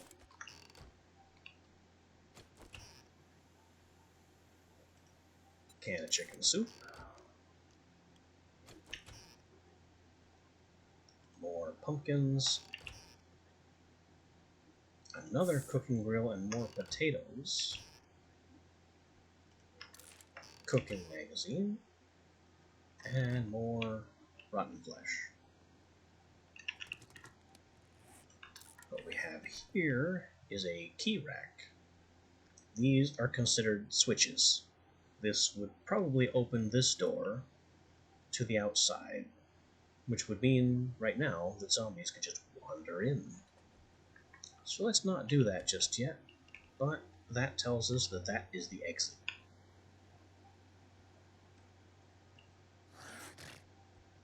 Rawr. I've been heard.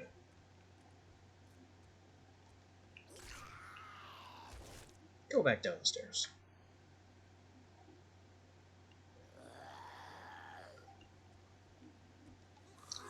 Back downstairs.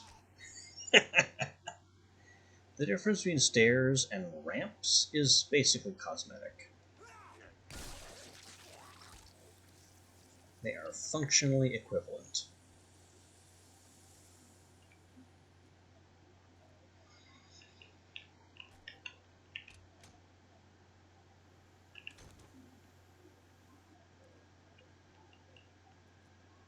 The water heater is one of the newer models in game.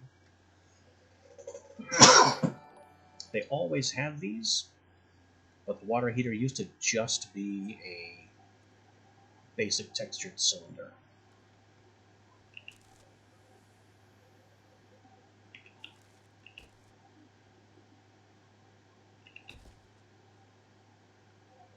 Oh, hello. Down she goes, the power of the improved bow.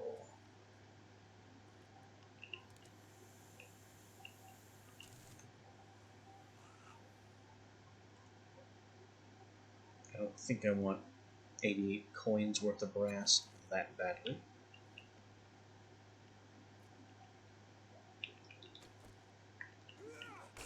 Bonk. And triple bonk.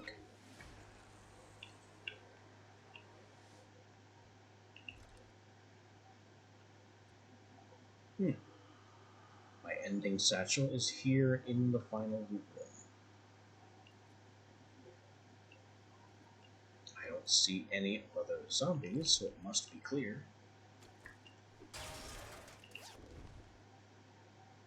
Courier satchel, quest objective, and some loot to claim before we step back outside. 7 more bullets. Can we fit more in here? A bit. Just a bit.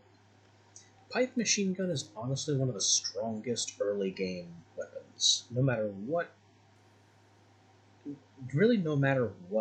your stat path, pipe machine gun is a very strong starting weapon if you can keep it fed. Treat it like a pistol, aim carefully, shoot on target, and it will serve you well. If you spray and pray like it's a machine gun, you'll run out of ammo very quickly.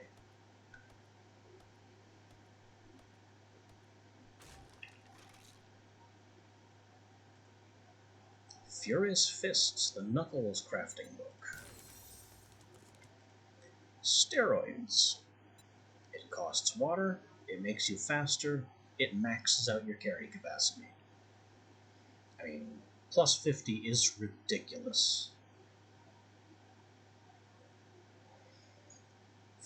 You only need plus 18 to max out from nothing. So I don't know what they're talking about with 50. It also, I guess, sells decently. So, okay. Applebite.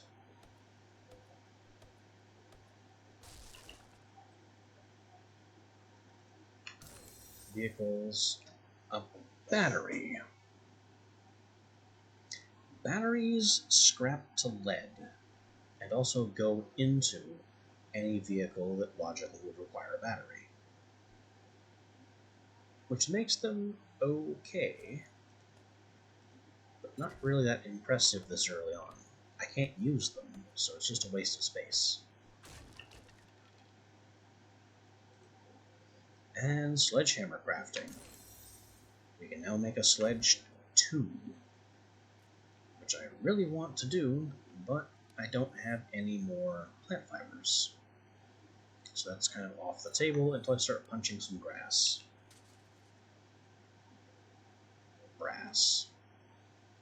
84 coins worth of brass. I should probably take that. And then go find the other brass that we slighted.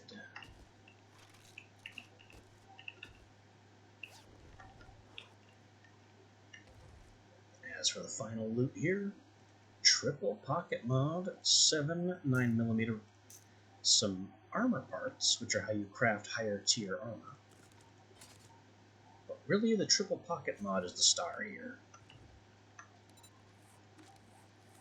That will reduce my encumbrance by 3, opening up 3 more inventory slots.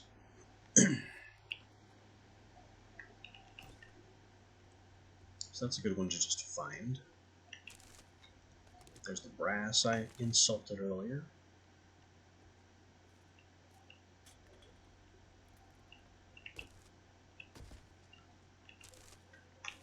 And now we just kind of hang out.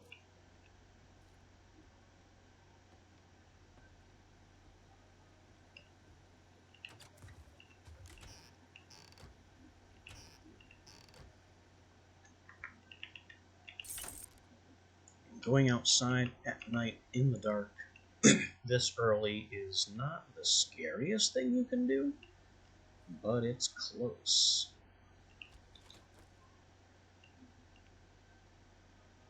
Especially a close quarters garage like this one.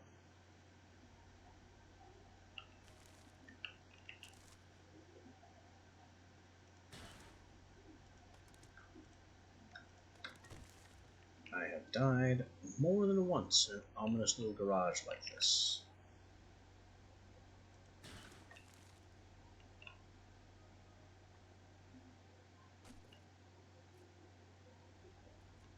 Looks like today there is no zombie up there on the upper shelf, hiding. They like to do that. Basically, if there's a place out of sight where you think the developers could have hidden a zombie, there's one that can spawn there.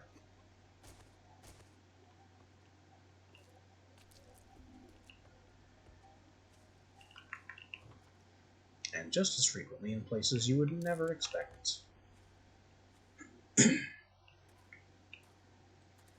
Like on the other side of walls that look perfectly normal, but are actually paper-thin breakaways.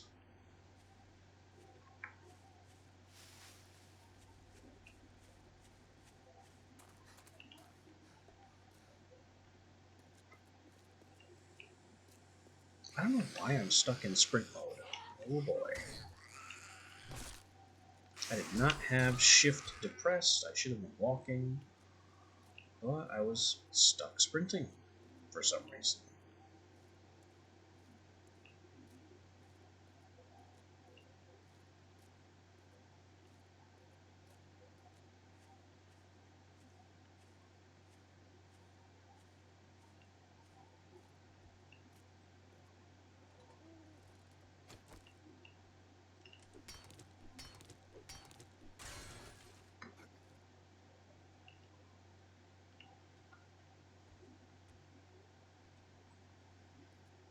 As dangerous as it can be to make noise and attract zombies, guns are far more hazardous to use at night than during the day.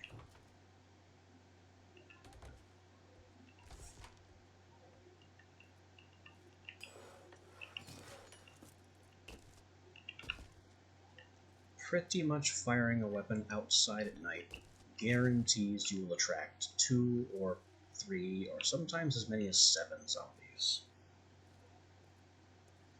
Especially in a town. There's also one other potential source of zombies that has not yet come up, and that is the Wandering Horde.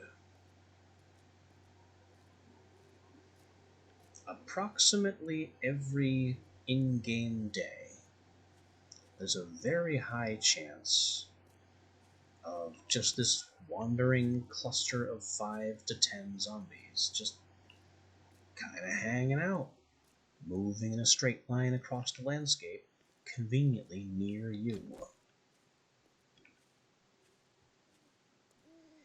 The game seems to target them so that their path intersects with yours. Or rather, they're aimed at you.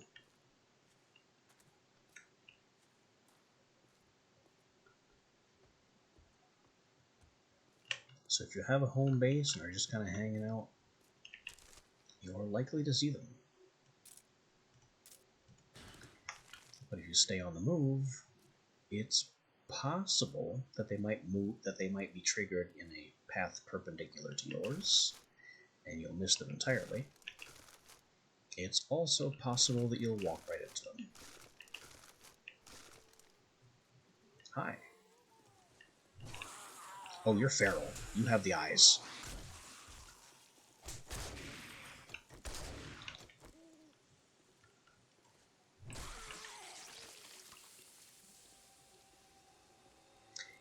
He had the bright orange eyes of a pharaoh.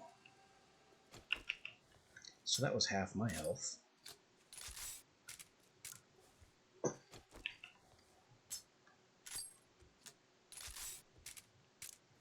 We'll just reload here, use our weakest healing items first. Do I have the water? I don't really have enough water to justify using the painkiller. So we'll throw on the bandage.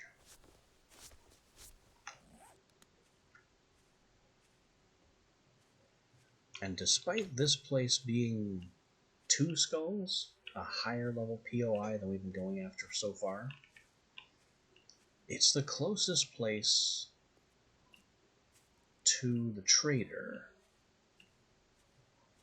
So it's the most logical place to set up a home base.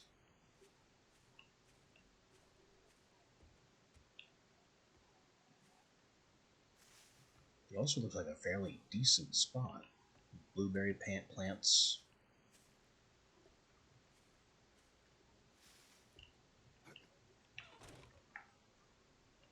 Oh. Cheap kill.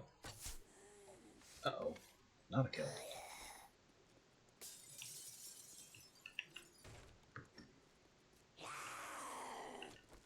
Where are you going?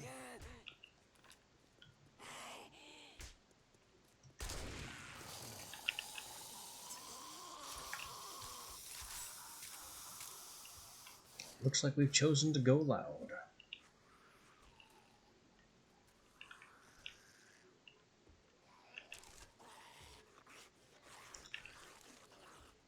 Took down one zombie because she was being noisy and beating on the walls. Triggered at least one more. Stop it. You can't come out this window. He's resilient.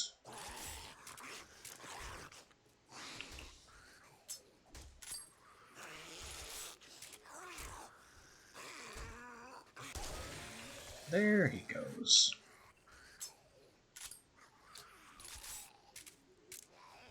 And of course we've set off another one,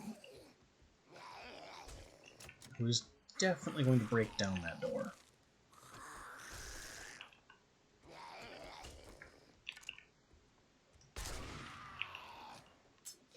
Oh, hello. He crawled through the hole.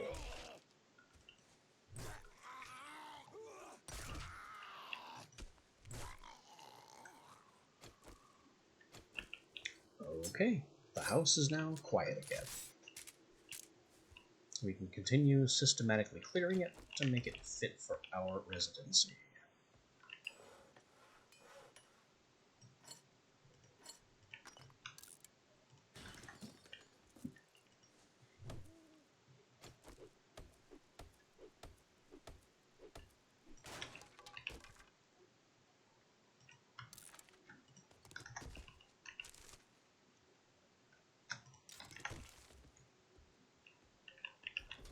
I should also make a bone knife at some point. It's really not important yet. But if I ever do any hunting, like animal hunting for meat, bone knife is how we improve meat harvests from animals.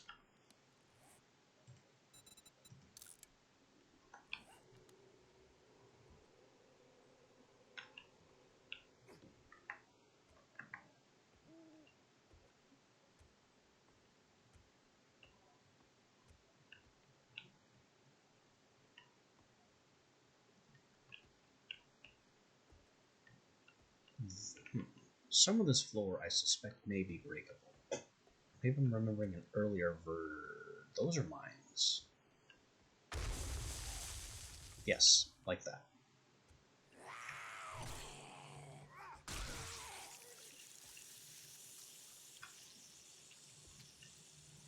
You can tell mines because they have these little lights on them, and ones that don't have a spiky trigger that sticks up from the center.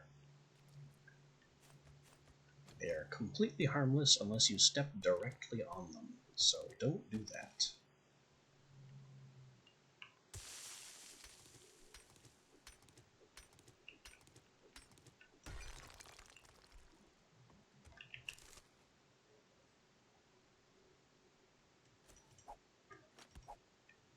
Brass bullet casing, that was scrap. Nails, also scrap.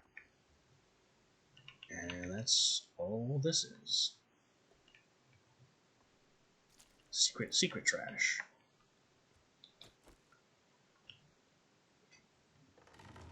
Oh, I was right about the broken floor, and that's too many zombies. That's too many zombies. We're taking fire. Go away. Go away. There are 3 or 4 of them. I missed with a shotgun completely. We are now bleeding. Bandage the bleeding. No.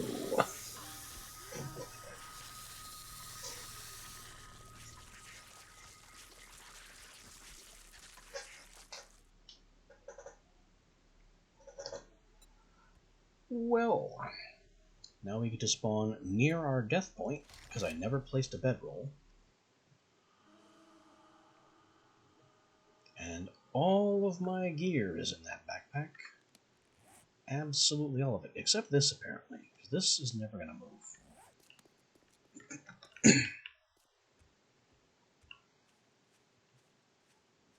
So now I need my stuff back.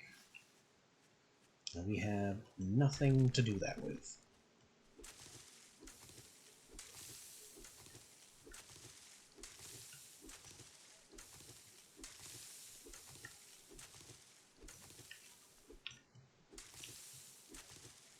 Fortunately, that backpack isn't really going anywhere.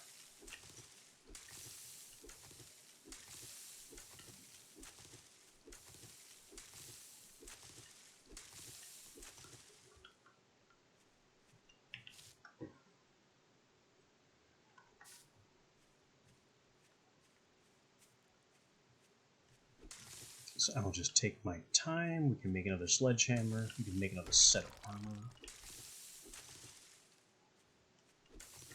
It's basically dawn, so I'm not concerned about charging zombies anymore.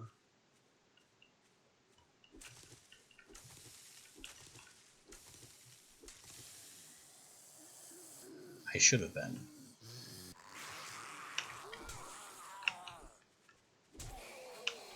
Relax. Go away.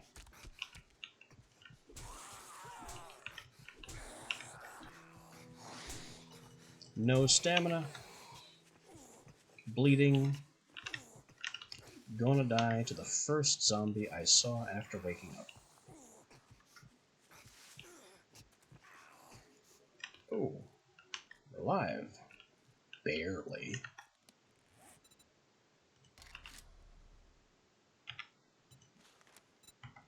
Still need more stone to make a basic weapon.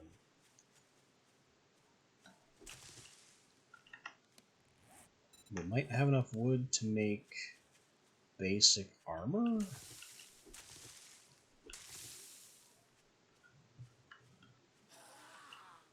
And we have more zombies around, trying to prevent us from reclaiming our precious, precious gear.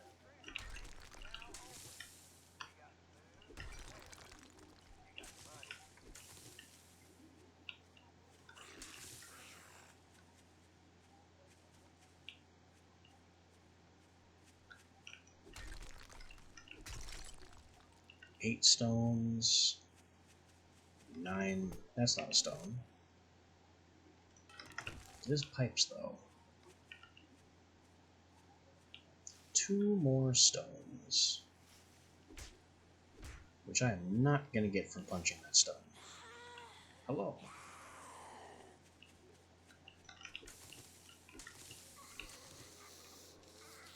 There are so many zombies just in this field.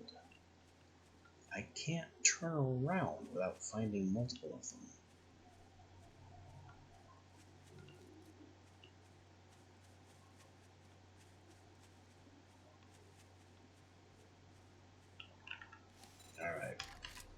don't really have a choice.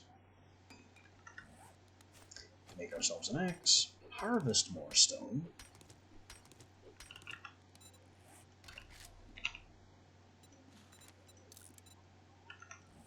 Replace our big old slow bonking hammer.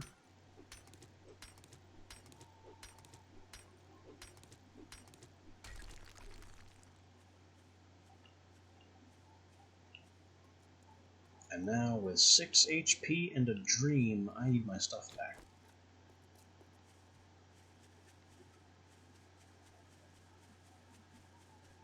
Can we get it? The answer is probably not.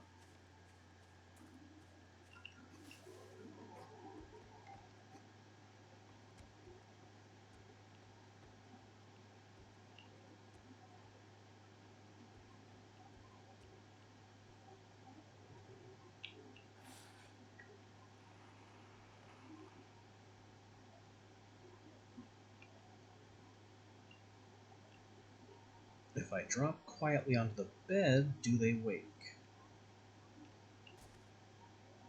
Yes. Stand up. Move. Oh, it's not nighttime anymore. I'm still a hair's breadth from death. But at least now I can do something about that.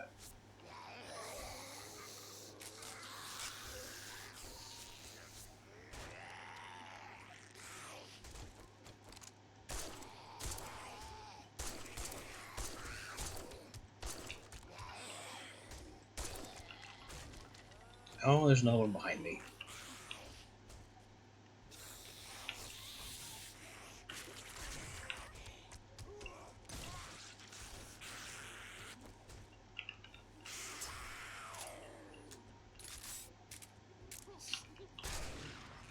Pow.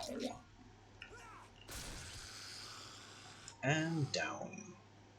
Successful recovery.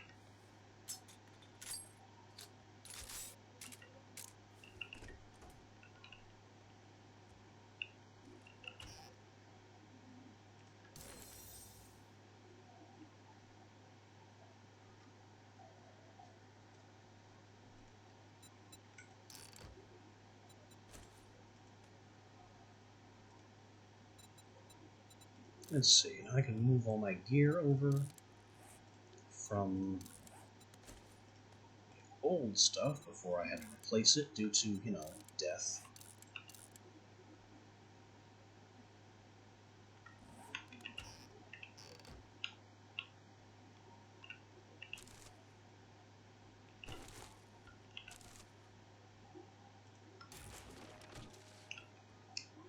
Our Brawling 1.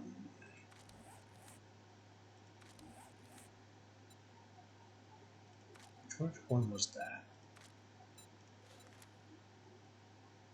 Wait, is that not the one I just read? Oh well.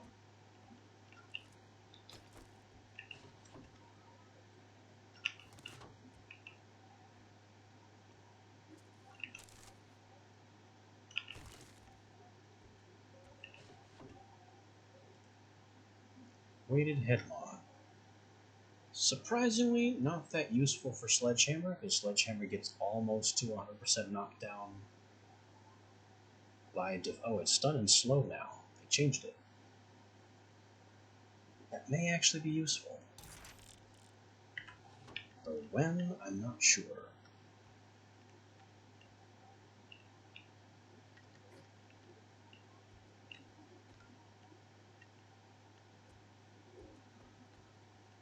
Ah, secret rafter trash with one whole cloth in it.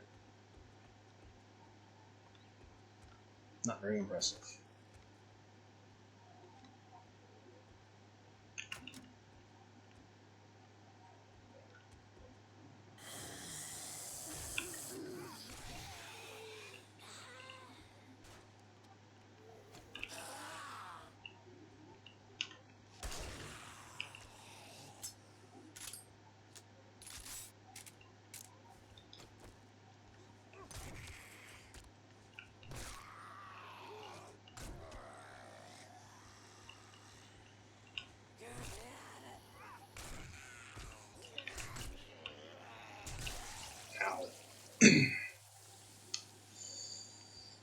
That could have been worse.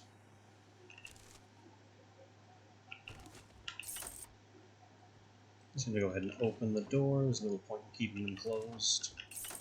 Not when they're as broken apart as they are.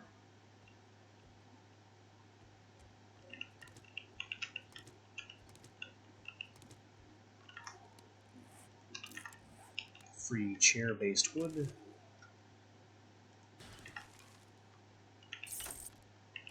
More doors.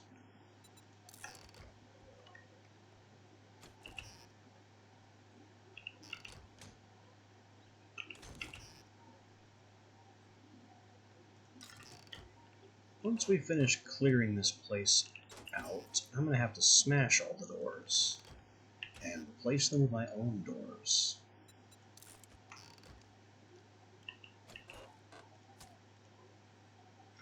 Charred meat costs water. I don't need the food value anyway. We are pretty much full up on food.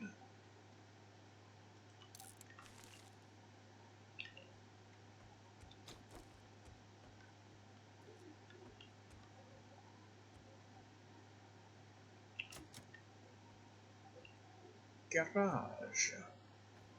Who's in the garage? There's a button to open the garage, but I don't see anybody in here.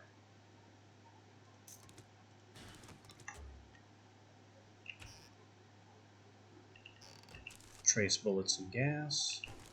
What bullets are doing in the sedan is anyone's guess.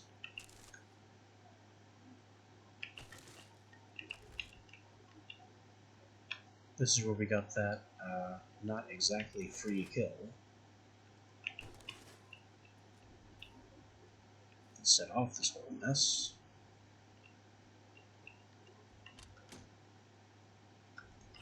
Though having a brewing cellar in my base to be is pretty nice. And now we have an entire ale cellar and bar. Classy.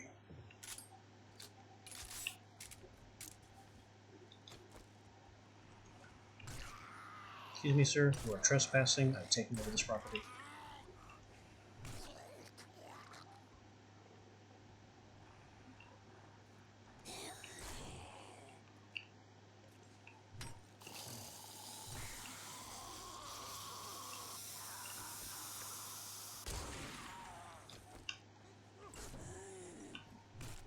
Go down.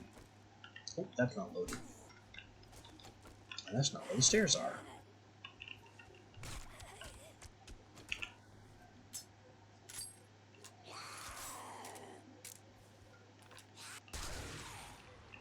There we go.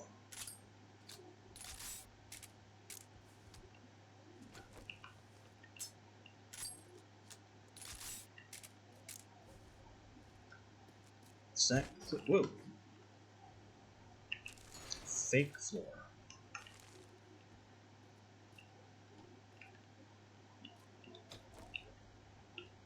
That looks like the place is clear.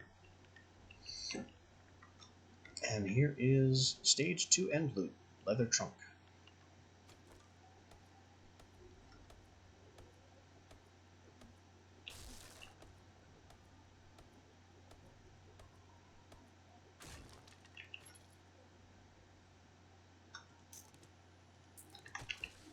Buckshot. The shotgun equivalent of bullet tips. Sledgehammer quality 3 can now be crafted. Pretty nice. Oh yeah, paper. And inside our final loot, we don't have to make that bone knife after all. We just got one. Also a Scope 2X.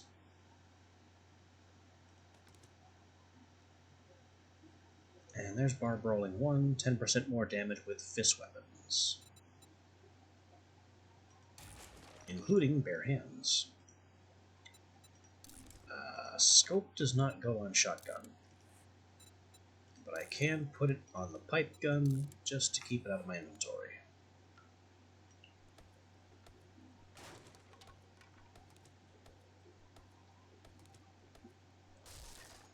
It's worth noting that every time you modify a weapon, you pull all the ammo out of it.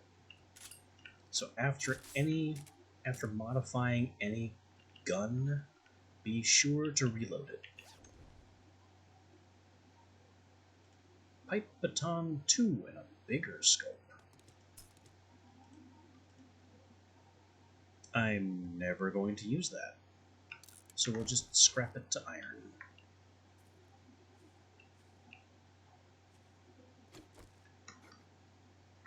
The bad news now is that my inventory is completely loaded.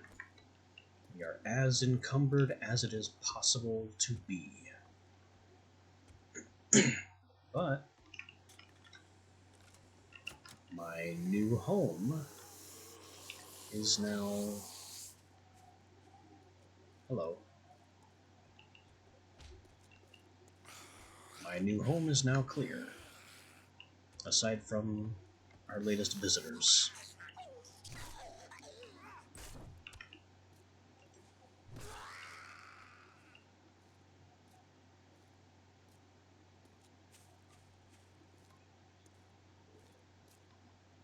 So, let's go upstairs, admire the property values, and figure out where I'm going to store my stuff.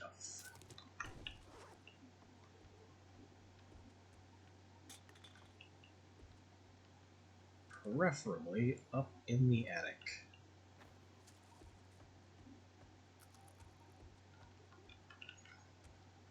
When deciding on a home for general use, wherever you plan to live, stay off the ground floor.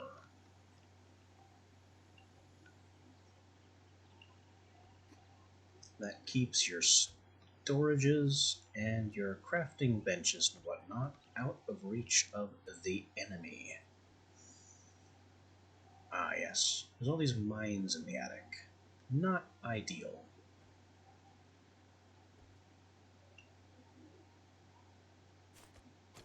But they can be dealt with by the use of bullets.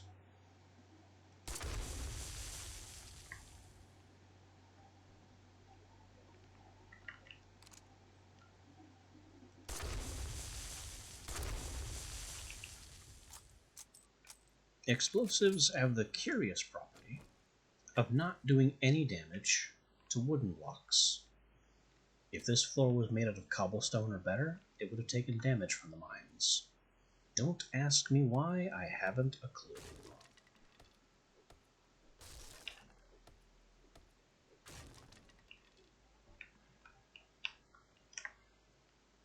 But now, with just a bit of cleanup, we have perfectly open space for our own personal use.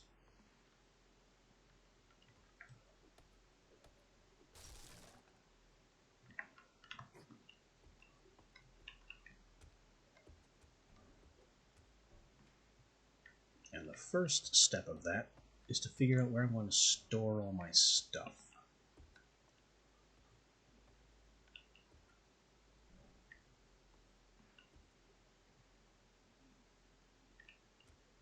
Probably here.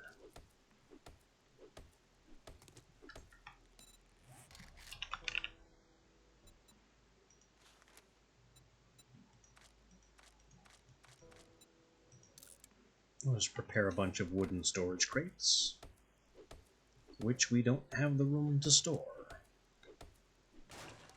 Kind of expected that. We'll just put that gun down for a minute.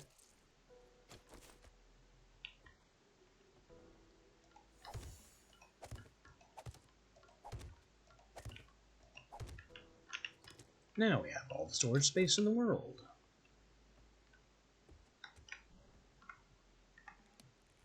Looks like we can fit one more.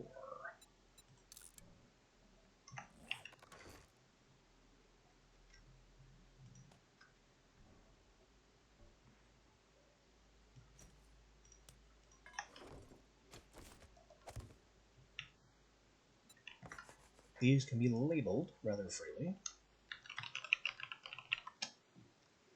And I tend to sort my items by category.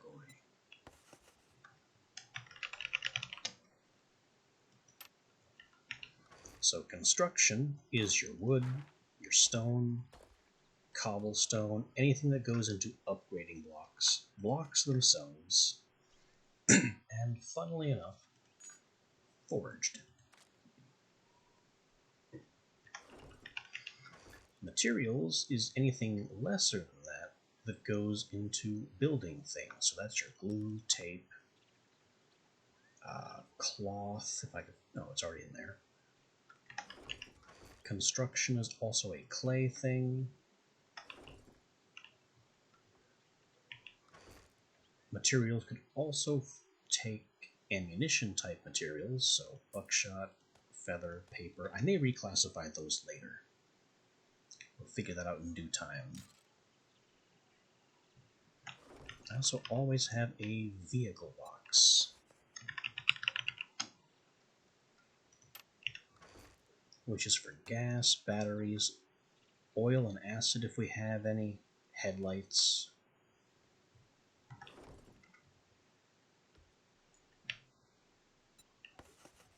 Then I think we're kind of all set. Arguably. I need somewhere to put my metals. And food. You can be food for now. That's eggs, murky water, because we really don't want to drink that. And we're keeping that because that's going to be eaten. Also need weapons, ammo, and armor. In honestly no particular order.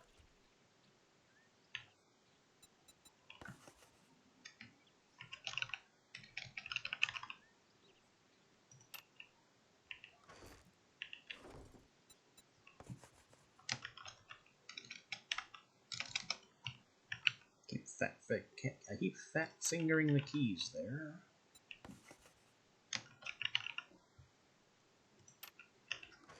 Armor is for armor parts. Ammo is for bullets we don't need.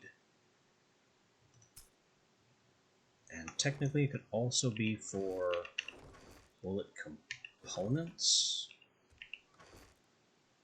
Like your buckshot, your paper, your gunpowder. But I'm not picky. And weapons would be where I put weapon parts. And for now, mods.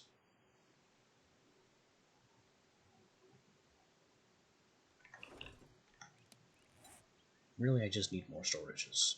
Because we also need somewhere for these metals. We'll call them materials for now. That's less than ideal.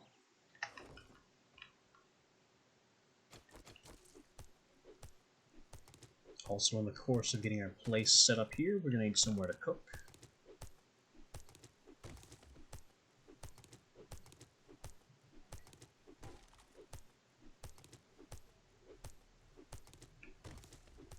Making a campfire used to be part of the basic tutorial before it told you where the trader was. I guess they decided that was no longer important.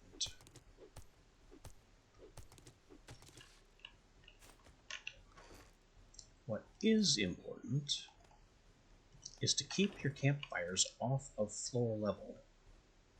Because if you step on one, you will catch fire. This is less than ideal.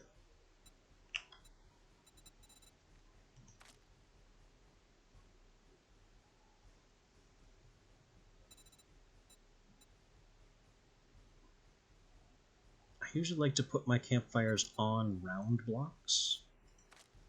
So if I can find one that's kind of pole shaped, kind of like a table, that would be ideal.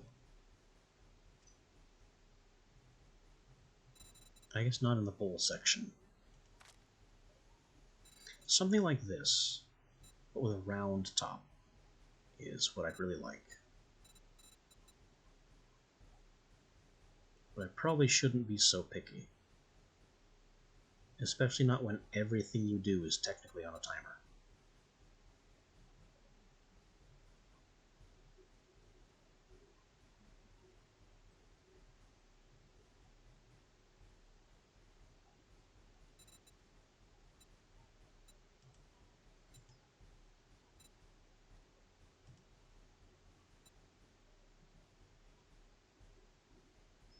You know what? Why not just imply it?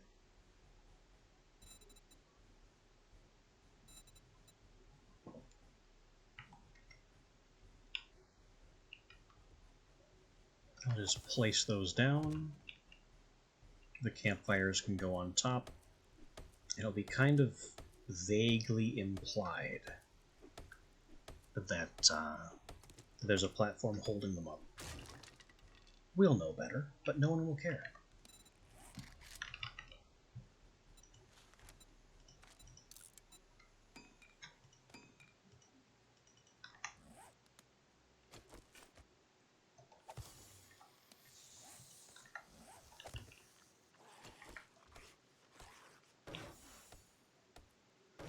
There's our campfires, just happily sitting on those, and I keep them off of ground level because, as I said, if you step on one, you catch fire.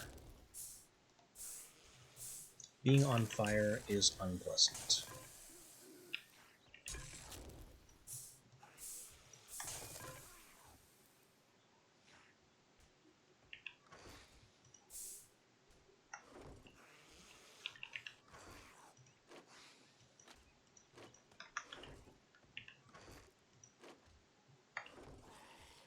I also typically have a medical box for things like sewing kits, spare healing stuff.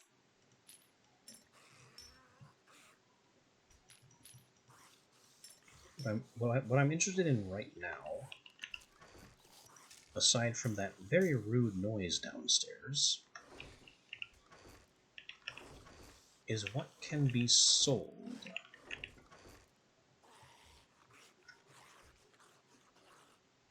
I'm going to sell that scope. I have no use for it.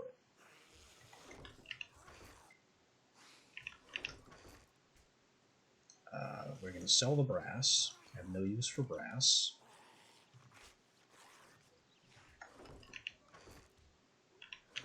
Let's move the buckshot over into ammo, because it's part of ammo crafting.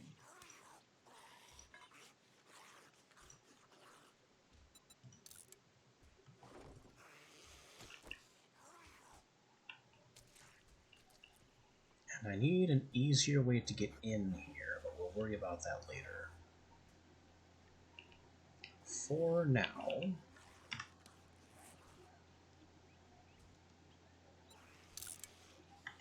just put a waypoint on our new little home. And go see the rudest trader on the map. And you stop beating on my new walls. They are mine now, and your disrespect will not do.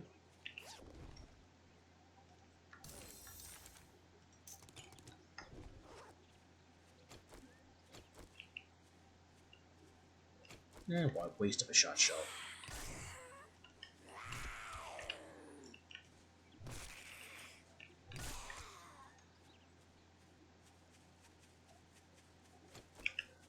So now Rect and I are neighbors.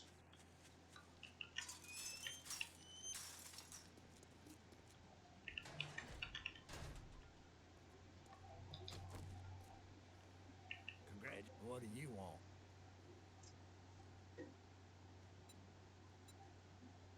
Definitely more crafting skill magazines. The more of these I get, the higher tier my gear can be. Quit gawking. Either buy something or piss off. Sell him all the declared junk.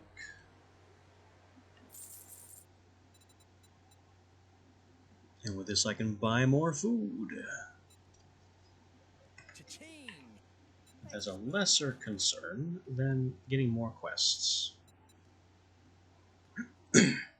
Clear at the smokehouse. I'd say it's been an honor to work with you, but it would be a lie. Yeah, I just don't want to listen to him.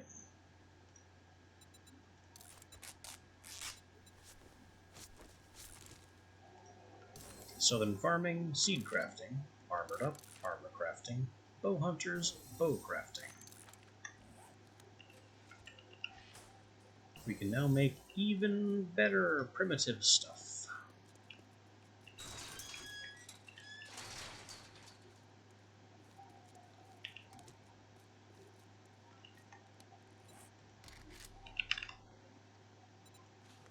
Can we afford to? At 15 fibers and wood apiece?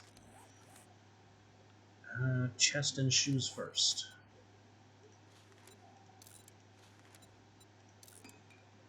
Just enough.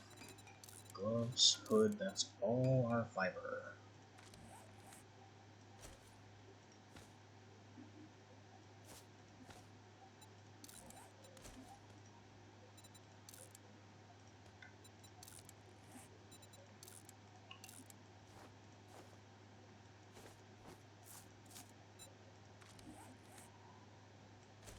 Gloves need a mod moved, outfit needs a mod moved.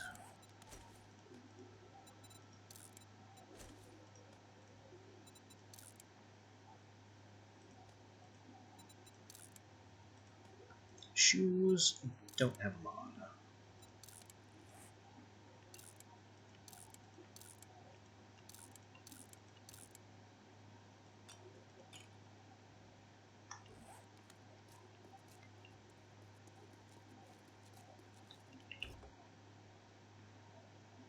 Alright, so now we are a little bit better armored.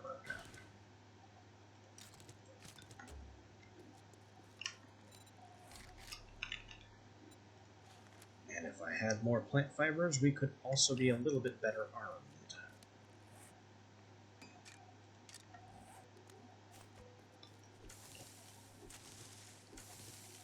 I guess we'll do some lawn mowing on the way.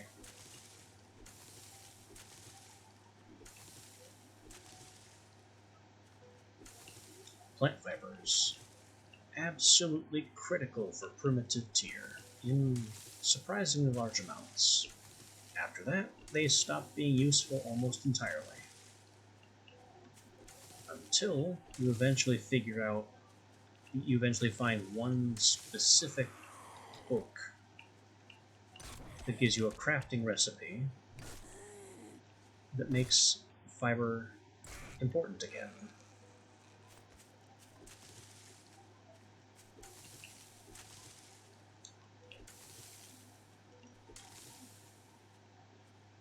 This, I think that's the new lead node. Whenever you go mining, first you find a rock like this one, which is made up entirely of the material you're looking for. And that tells you that there's a vein of that material underground. So don't smash the resource rocks unless you're planning on committing.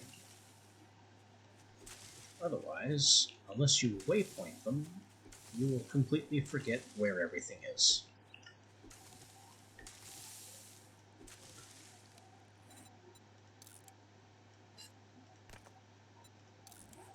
Here comes hammer level 3, which is another 1.8 damage, 20 durability, and that of course is further boosted when I move the mod into it. Aha! I remember this place. We passed it on our way to Rekt in the first place.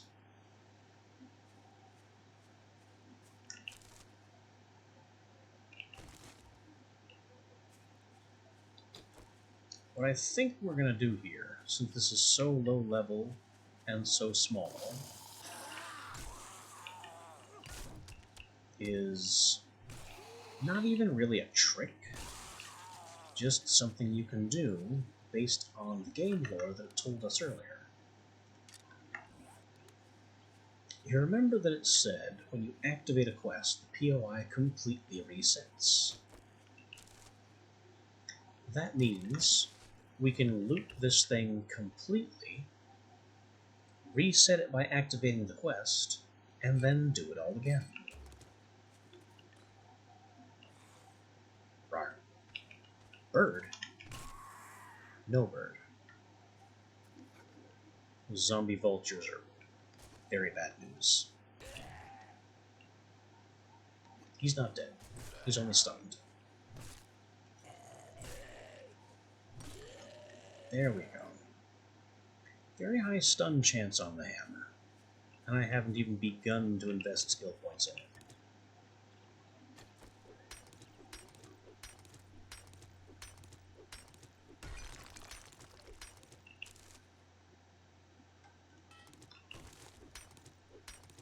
pipes and rocks, and rocks. Bags of, I don't know what, probably sand. Pipes, but metal is loud, so we just woke everybody up.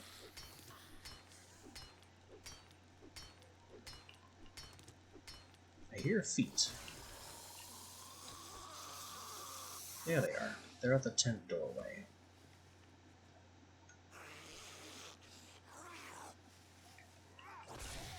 Bonk.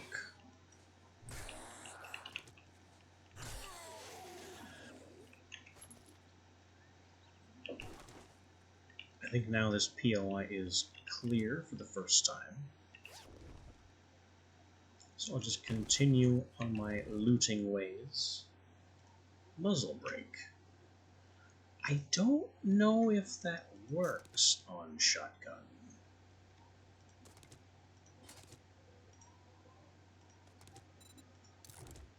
No, it will not go into shotgun.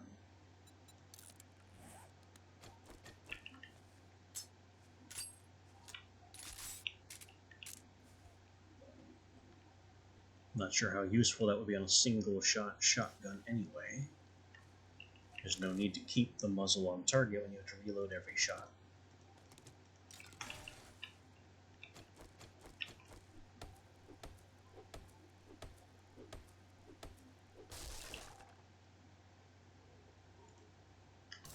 More crafting books, including one for spears.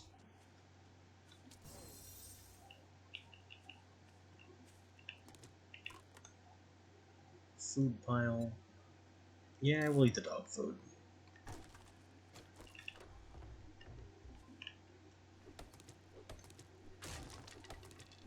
Steal the wood. These wood piles are the way to go if you need wood. Trees are terribly inefficient until you get better tools. But these things are like 50 wood apiece.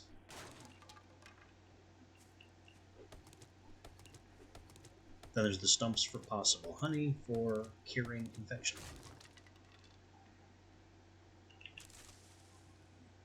The last thing of particular value here is that we found this wrench, which gives us the ability to dissect this truck. And vehicles have all kinds of materials in them. Short pipes, springs, headlights, oil, gas, plastic, pure iron, mechanical and electrical parts, anything you might need to make anything technical.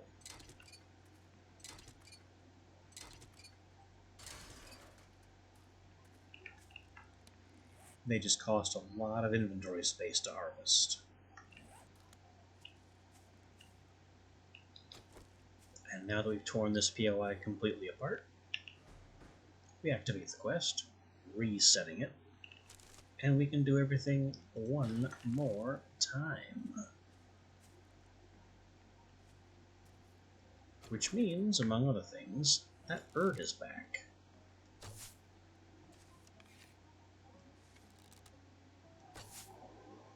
I don't know how much I have to compensate for arrow drop on the primitive bow. There we go. It counted as an animal? Really? If you say so.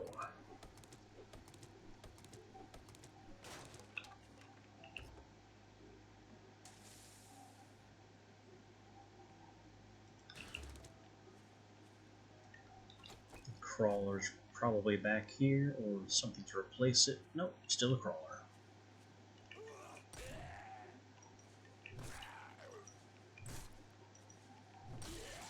Just beat that crawler into the ground. Find the other guy in here.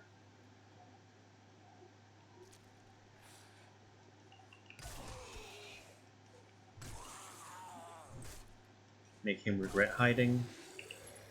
And the POI is complete. So now we can loot it again at our leisure. Another sham chowder.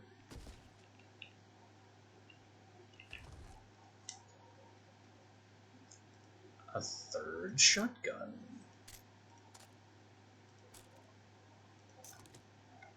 And a single armor pocket mod, which I might as well install on my shoes. If that doesn't make sense, nobody cares.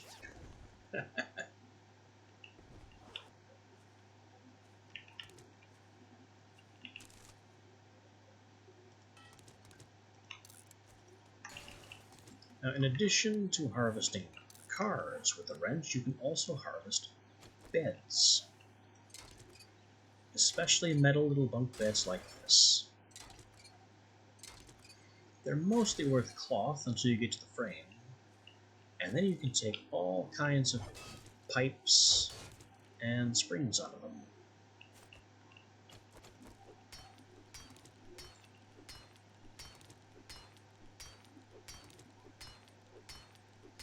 Pipes are crucial for keeping your early game firearms in good repair and making more.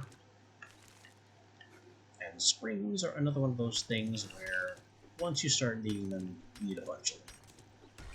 You'll basically regret not having a stockpile at home.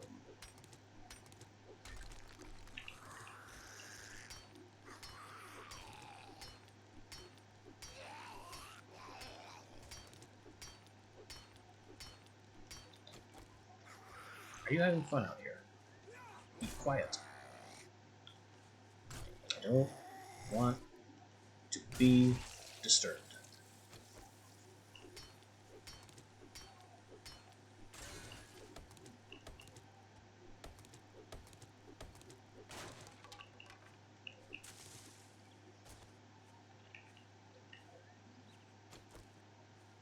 Since we're already in the wrenching business, we'll wrench this truck again. I might also get some brass radiators out of this. Not that the brass is particularly important to me, as an apparently declared shotgun guy, assigned shotgun at birth. And we did get one. They scrap into brass, brass can be sold.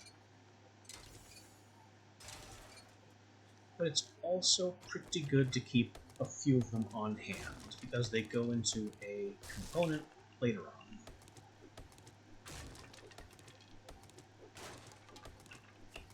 Basically, because I now have a storage space at home. Oh, I didn't know that was there. Because I now have storage at home, we want to bring home as much materials and nonsense as we can, regardless of its apparent value.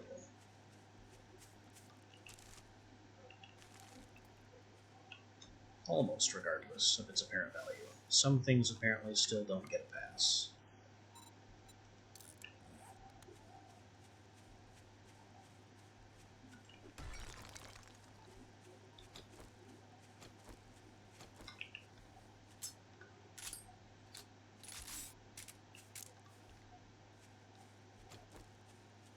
So I now have 3 whole shots before I need to spend a week reloading.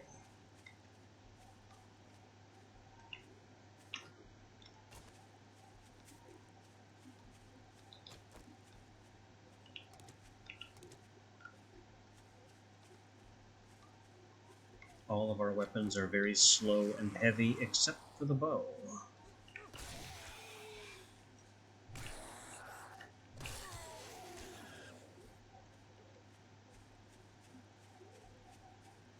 Slow, heavy, and costly.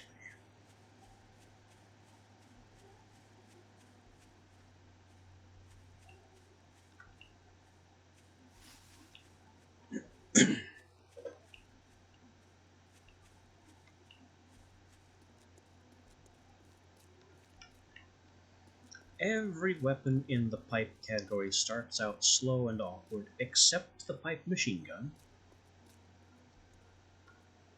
But shotgun is probably the one that's hurt most. Well, actually no. Shotgun is the second worst pipe weapon. The worst pipe weapon is the pipe rifle. which is good only for hunting animals at long range. Because a single 7.62 bullet... You're not bringing counterfeit money in here, are you? I'll be quiet here. A single 7.62 bullet, regardless of what range you put it down, Well, you proved me wrong. is Now loud. take your reward and get the hell out of here. It's just not worth firing in most situations, or any situation for that matter. Name's not important. Well, don't just stand there with your thumb up your ass. For fuck's sake, what is it now? Oh, I'm selling you crap. I thought you'd be delighted.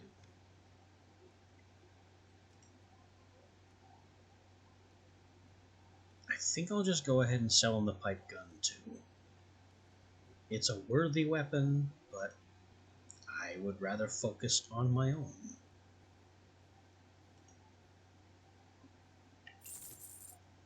It automatically gives me the ammo that it was loaded with back.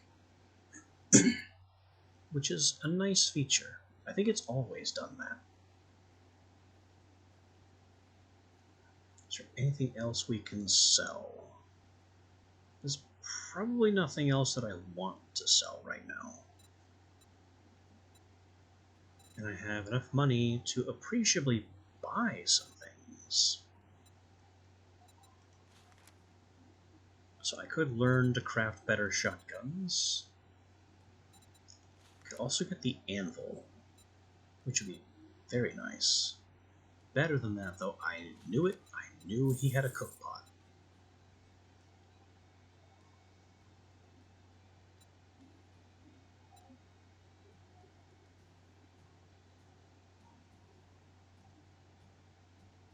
What else does he have that we may actually need?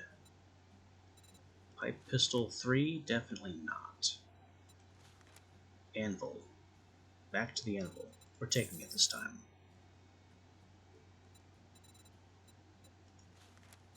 Old lantern. I don't actually know if the old lantern provides light. This 0 suggests it doesn't. Lantern also doesn't provide light, apparently.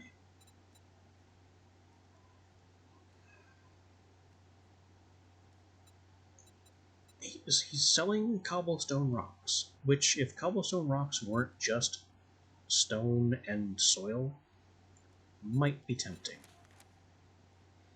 The fact that there are 60 for the entire stock? Sure, I'll bite. Then we get into the stuff that we have sold him.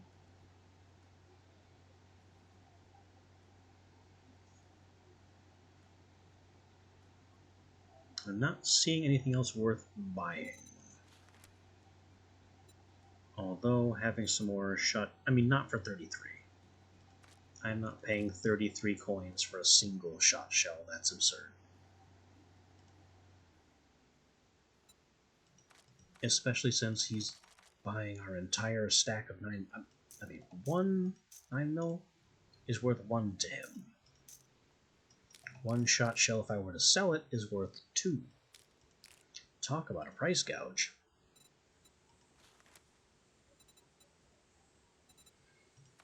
I can buy his gunpowder. That's apparently inexpensive.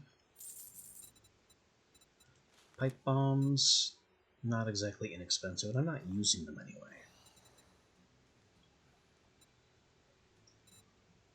We're down to 300 coins, and we are low on water. So rather than buying ourselves another shotgun book, I should buy myself a drink. Or 2.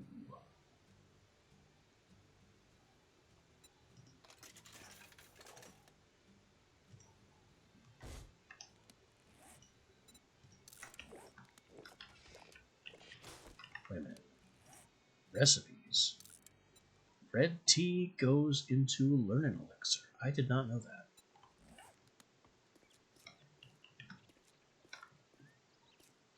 I haven't tried making learning elixir ever.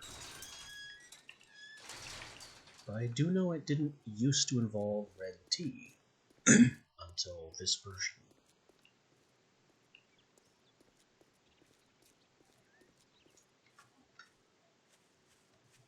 I don't recall what its ingredients were, but red tea wasn't on the list.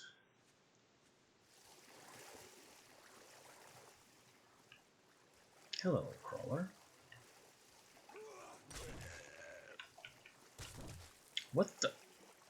You can't swim like that. That's illegal.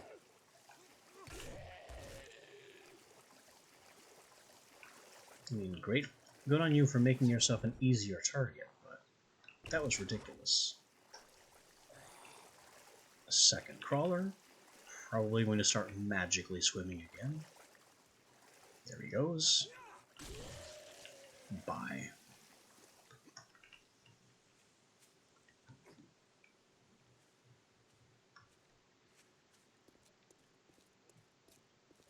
So now that little area is clear.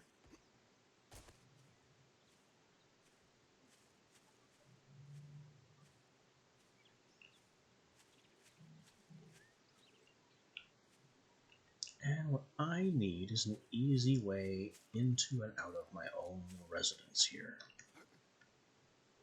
The front door is kind of a no-go, at least for the time being. I mean, that works, but that's not always going to be valuable, and it also means the zombies could do that too.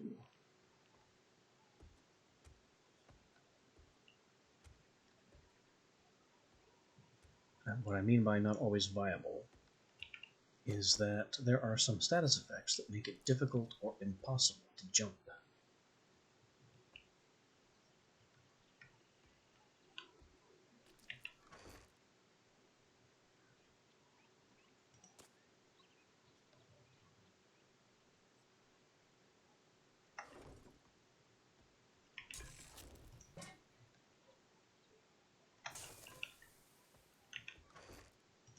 Alright, now I gotta put stuff away, which is going to look a little chaotic because I don't really think it through as I do it.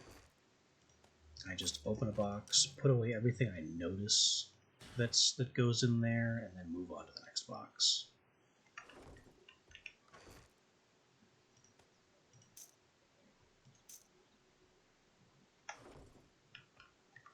We also need to make a forge.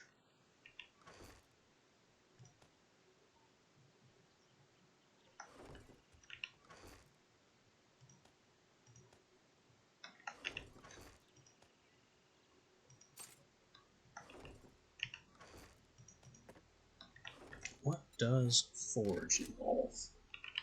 I know I read enough forge ahead to do it. Cobble rocks, a log, leather, duct tape, short pipes. I think we have enough tape. I know we have no leather. I think I have to craft the log, which is ridiculous.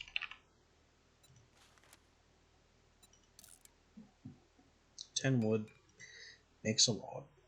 What good is the log? It makes a forge. That's literally all it's for.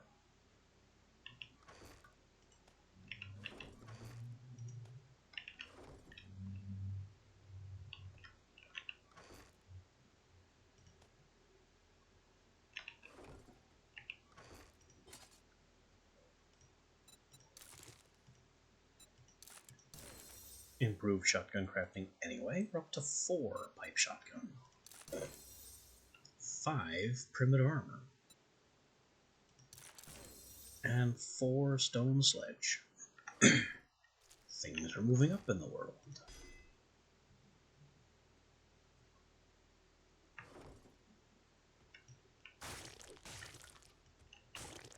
Let's get these bodies out of here. Let's get this couch out of here.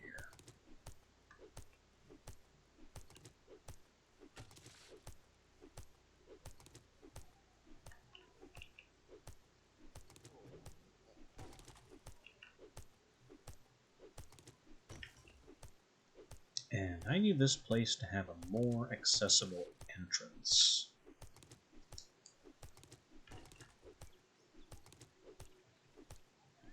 As well as tear down the currently accessible entrance, because I don't want any entrance.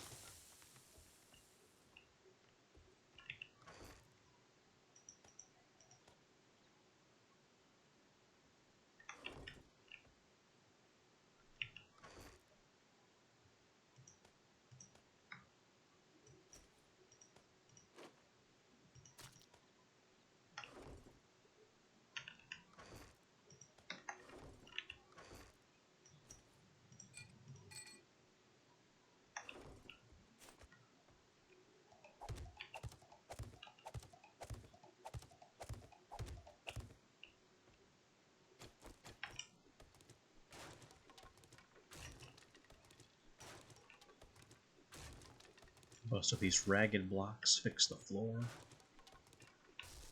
We'll make this a nice attic to live in.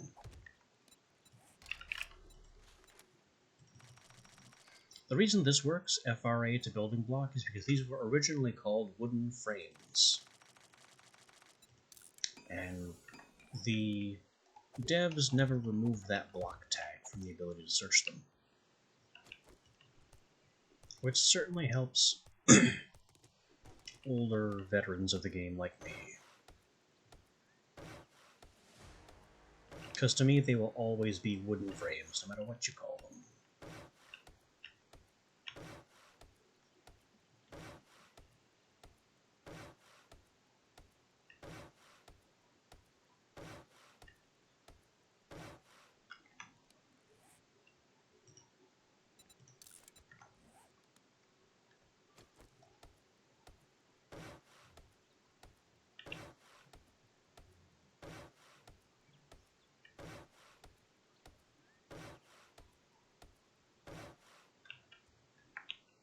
I don't know why I'm crouching. There's nothing to hide from up here.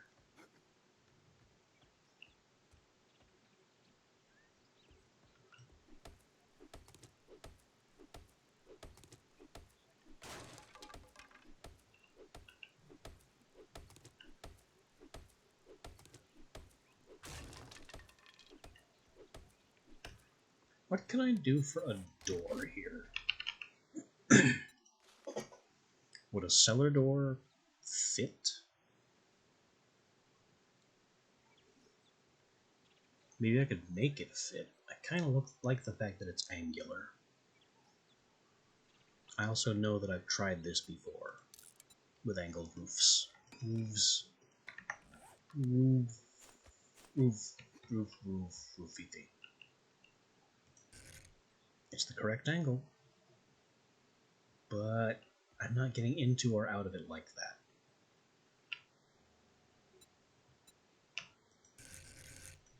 What if we use advanced rotation to really screw with it?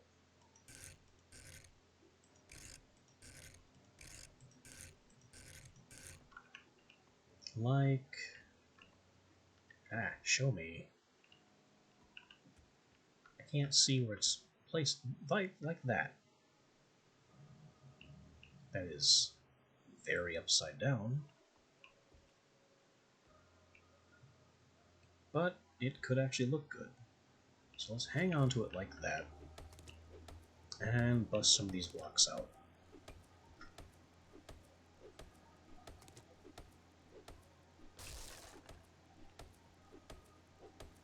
Oh, you're going to be stubborn. More angled floor to deal with than I thought.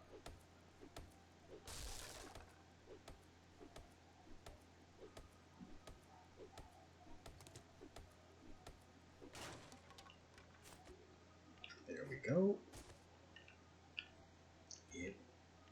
Will it fit? It will. Funny how it's considered like a 2x2 square when it clearly only occupies part of that square.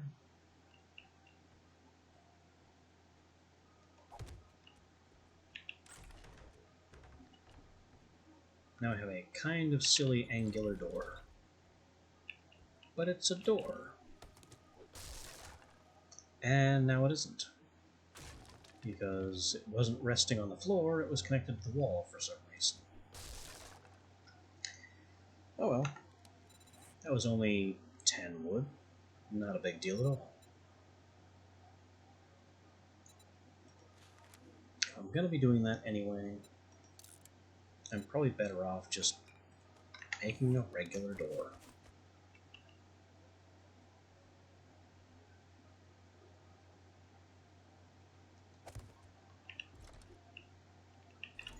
There.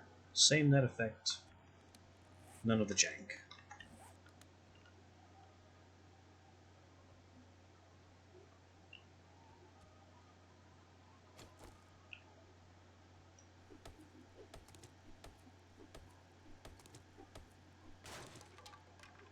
I will worry about making it flush with the house, etc. some other time.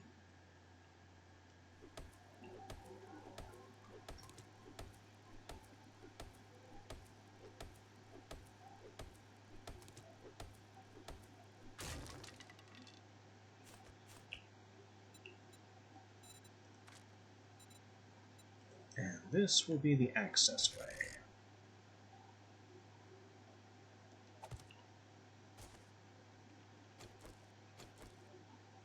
The reason it is 2 blocks off the ground is because zombies don't think to make that jump, but players can.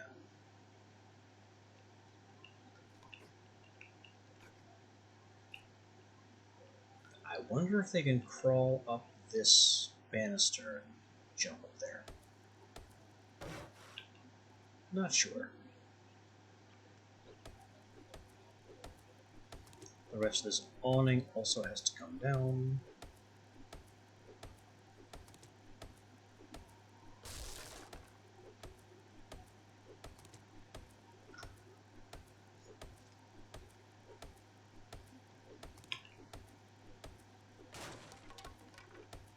No one's going to be jumping onto my eaves.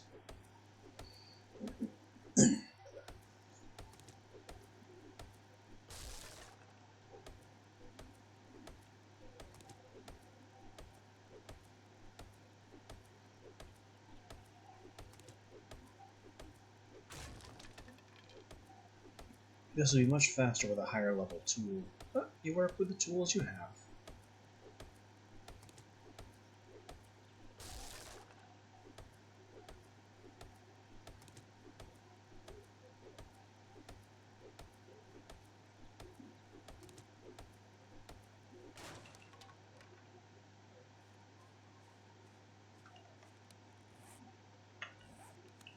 And with that taken care of,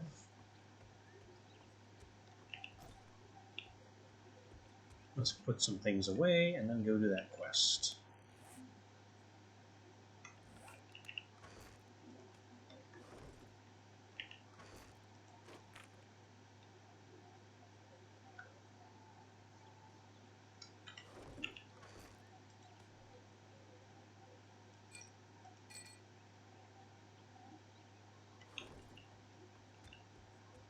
Our hotbar is kind of crowded.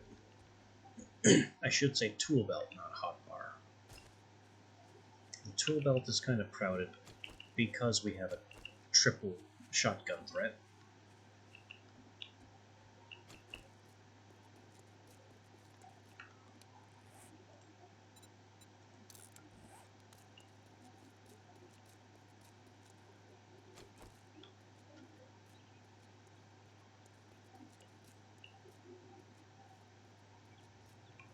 Also keeping an eye on all the poles, because some of these things can be harvested with a wrench for steel,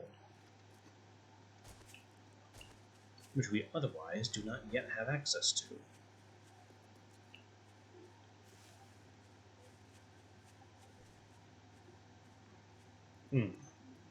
Only passed this place a few times.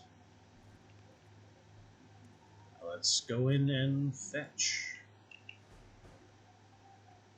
The fact that the exclamation point to initialize the quest was here means that this hill is the correct way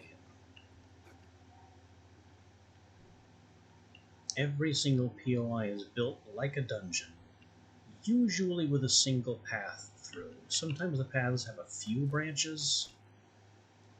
Those branches are usually short and only go to little loot cubbies.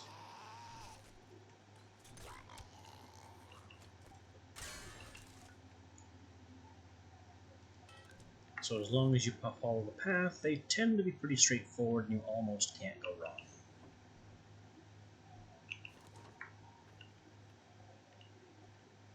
Almost. Sometimes the path can be a little puzzling. But in this case, it is very straightforward. Hello.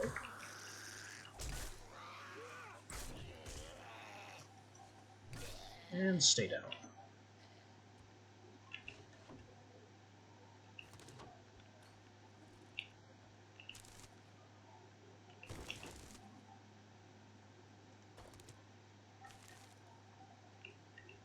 When cruising through a house-type POI, there are 2 kinds of locked doors. Ones that are fully boarded up, or at least intact. You are not meant to go through. locked doors that have some damage on them, like that or the first level, you are meant to go through often, because there's typically no other way to get into the room behind them.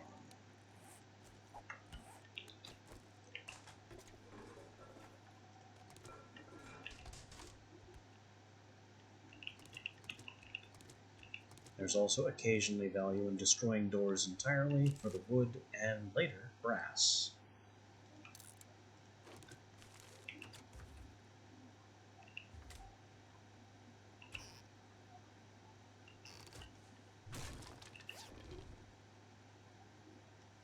There's my satchel, and there's thunder going on outside.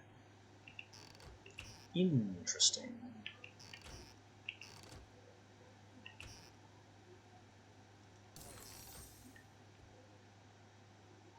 Now, I have my satchel, so theoretically I could just leave.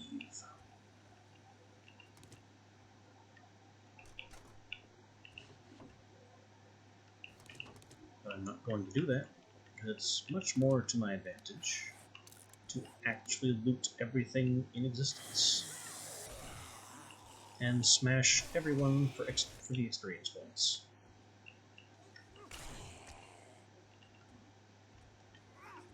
Stop trying to jump over the table, you're ridiculous. I'll get to that in a minute. T-rack, so this is a door outside. Chair. Is there any leather to be found here? No. How about here? Also no. Worth a shot, though. Weird metal plate. This looks like a boarded up window. It is. Pictures can also be worth smashing, because sometimes they have little loot cubbies behind them, or even safes to unlock. Hello. Good day. Good night. Good whatever time of day it is.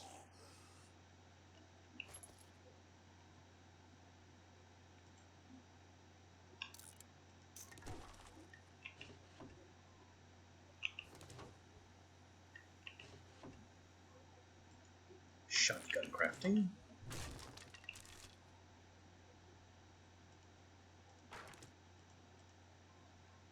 Scrap to brass. Office chairs. They are a reliable source of leather. And I guess this one little sad crate in here is the final loot in this building. Oh, well, we have medium armor boots and a mag well, the mag extender will probably never be useful.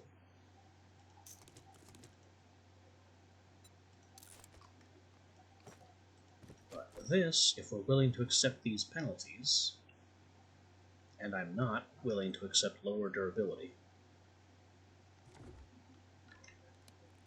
So I guess we are selling these boots.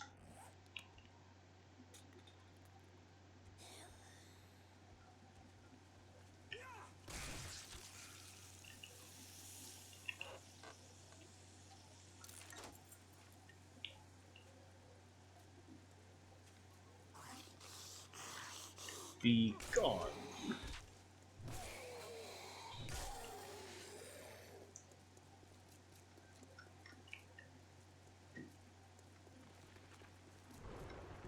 Found ourselves a lovely rainstorm. This is something else that changed with the most recent version of the game. The thunderstorm sounds got a lot better. They sound authentic now.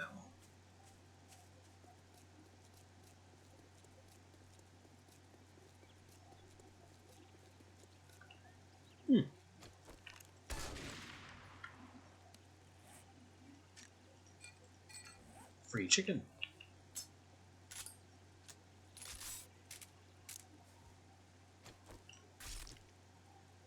Chickens are worth meat, bones, and feathers.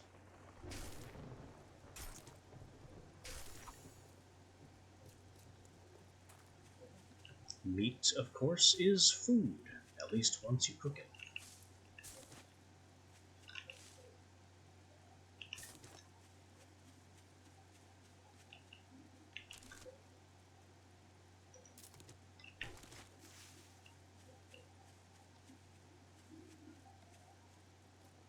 I think I may have to remove this metal bar. Zombies might be able to get up there now.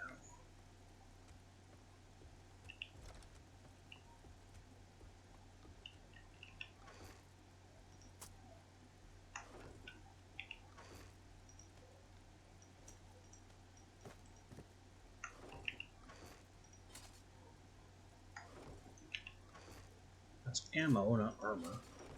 What? How did that close? I did not tell that window to close.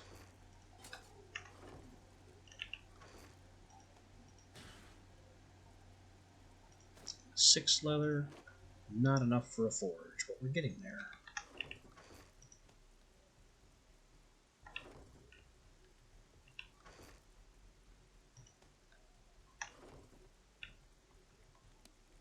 What else do I have? Water in the food section. We should also take some of this murky and make real water out of it. Which I could do pure mineral if we had flowers and coal.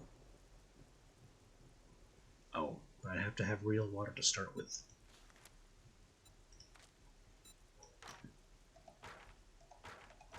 Instead, we just need 5 minutes worth of wood, maybe a touch over, to cook our 6 murky into 6 drinkable.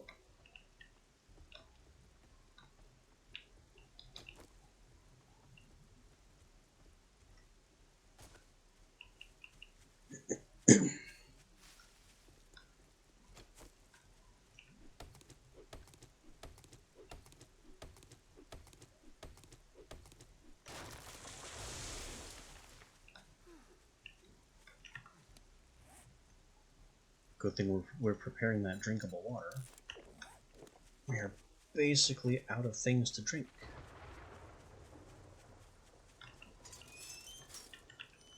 The struggle for food and water does get easier as you progress, especially if you have points in cooking. Now that you did the job, I guess you ain't that damn bad after all. Robots and stun batons, don't need that. 60 shot shells? Kind of do need that. I'll sell you food, but don't expect me to cook it for you.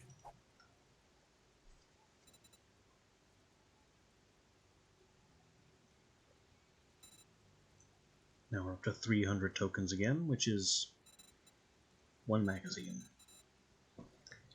Looks like we need another job. Okay, looks like I'm stuck digging unless I want to go almost a kilometer away.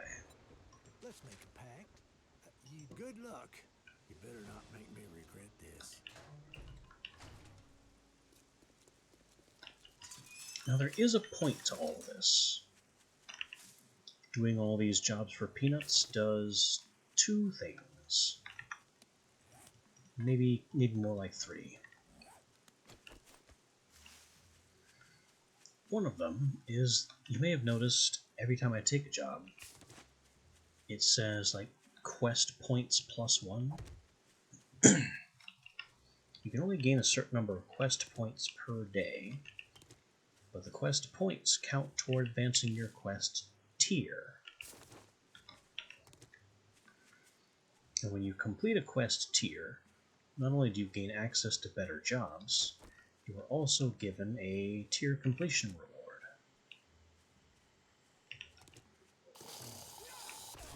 It's usually about 10 quests per tier. And the completion rewards tend to be pretty decent, though not always.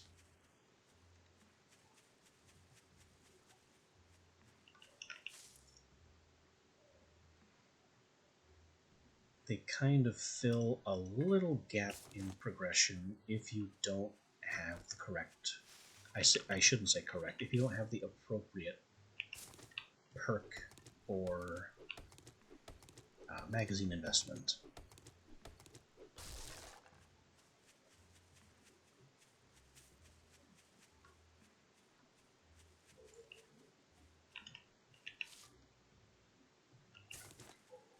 I know one of them just... What is that? That's a big building. Favales Academy. A level 4 school. Interesting. We also have all this chrysanthemum, goldenrod, cotton around that I'm just ignoring. I would rather harvest this stump and then do my digging task.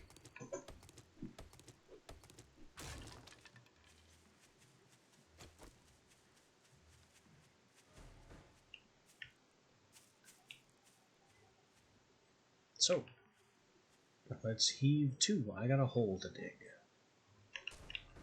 This one isn't the tutorial. The beginning circle is a little bit bigger.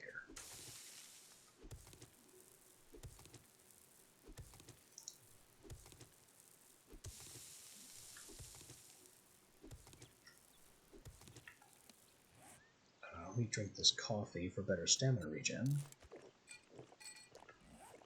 That might keep us from running out of stamina while digging. Digging is very, very stamina intensive. So is combat. Which makes the inevitable spawns, when trying to deal with this, a bit worse than they would otherwise be. Because they come at you while you're weak if you're not careful.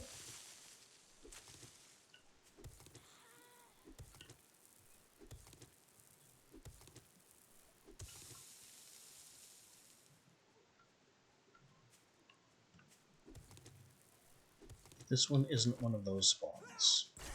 She was just in the area.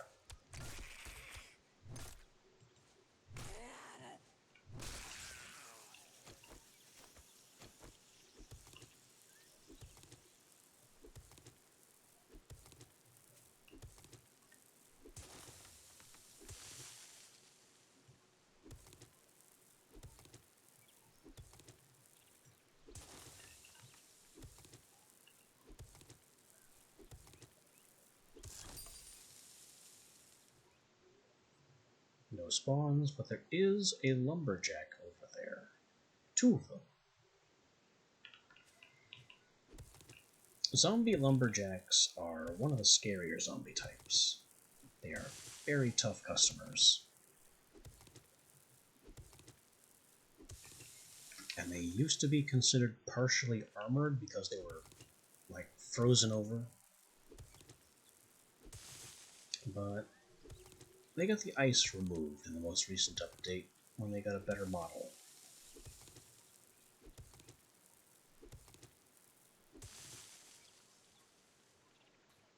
Oh, there's our stash.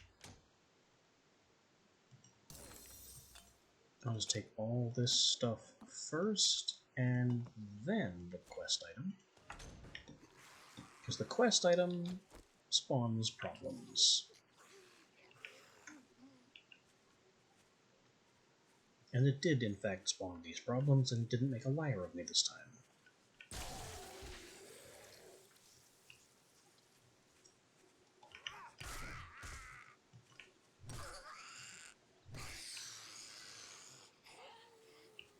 Now we have that new status effect, no exclamation points in the bottom left,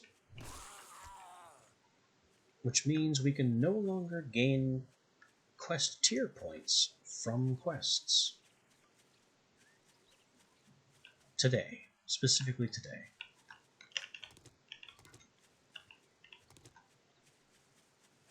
So if I were to take and complete another quest today, we would gain no advancement toward making Rekt happier.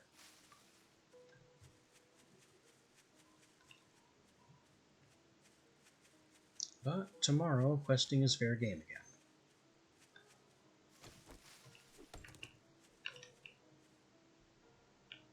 thought I heard something rustle.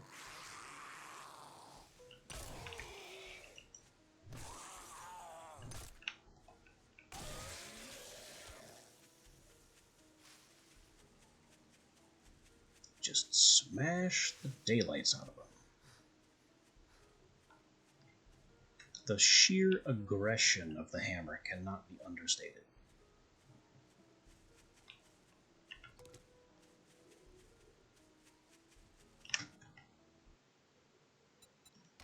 Also, how does this work? Allow actions, allow vision effects.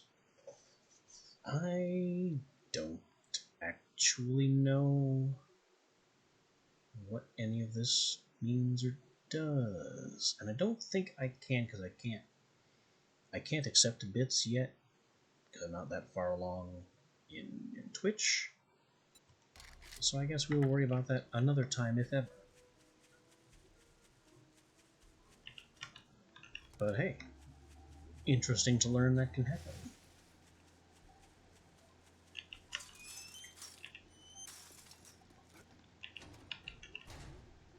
Alright, you old soursop.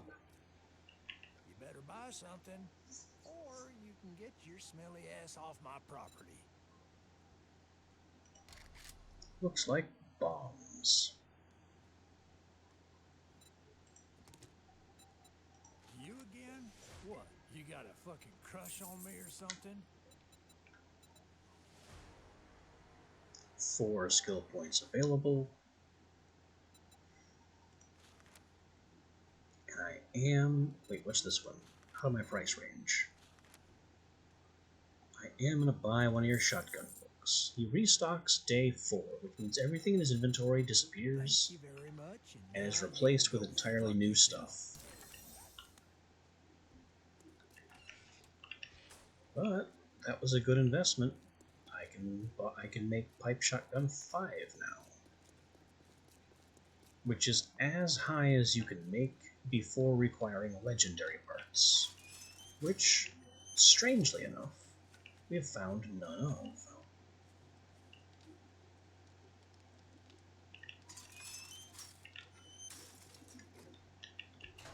Still taking the job, though. No, I'm not. I'm not going a kilometer away. I'm not digging again, either.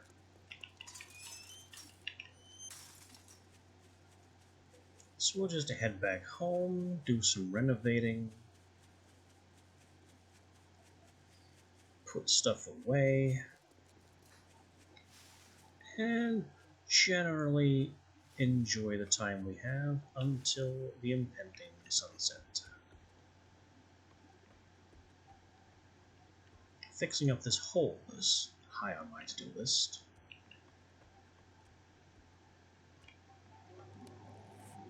And so is building that forge, but I don't think that's a thing I can do just yet.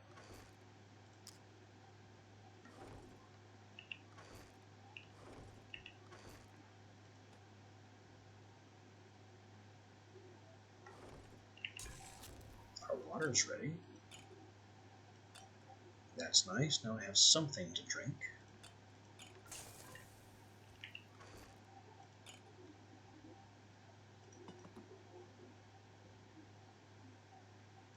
Maybe we keep this on hand.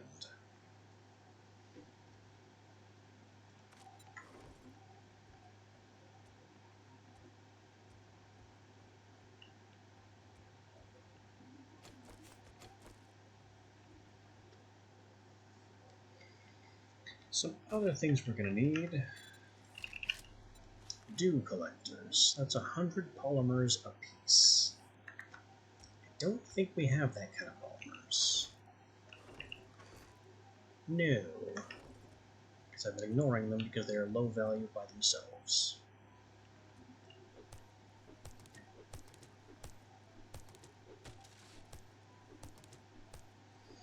Dew collectors allow the passive generation of water. Kind of a big deal.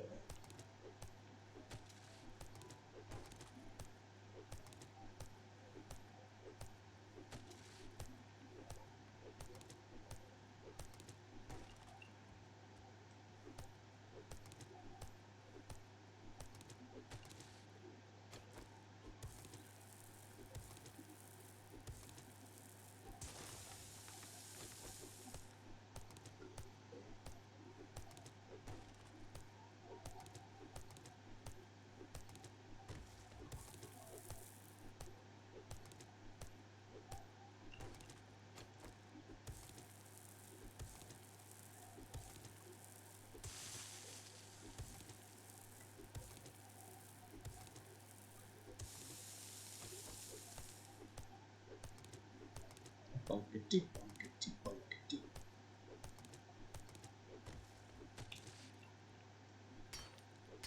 This thing has got to go. That's 1,000 hit points worth of iron bow.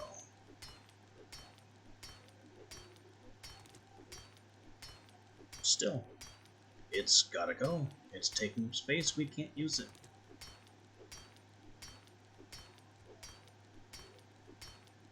Oh no. It's section by section. It's not a single object. Oh no.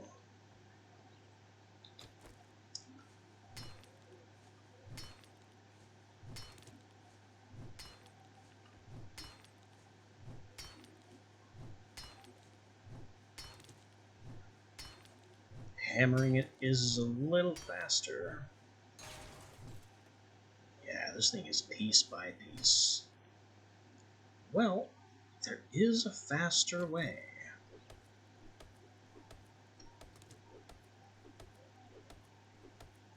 It's only 500 to break the blocks it's standing on.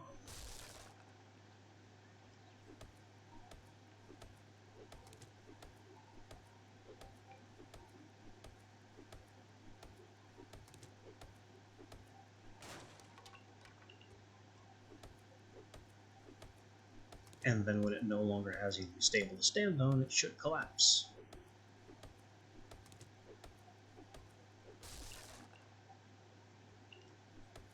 And then all we have to do is replace the blocks afterwards. But there is a small flaw in this plan. That flaw is that technically this is adjacent to this.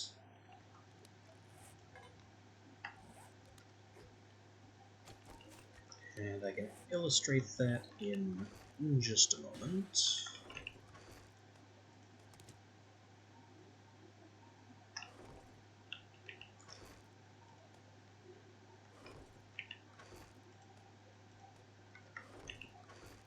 The game operates on the logic of full blocks.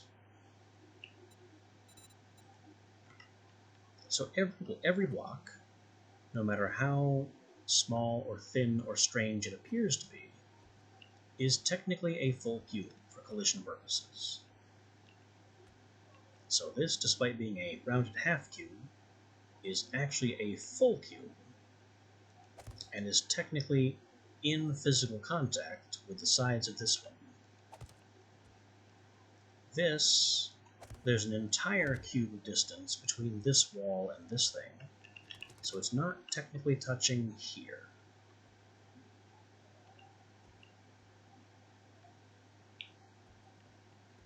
So in order to take this down, I either need to destroy this or destroy all of this.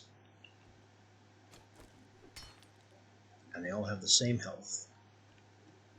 So there's no advantage in choosing one over the other. That is a grading of 10,000 steel. I think the choice has just been made.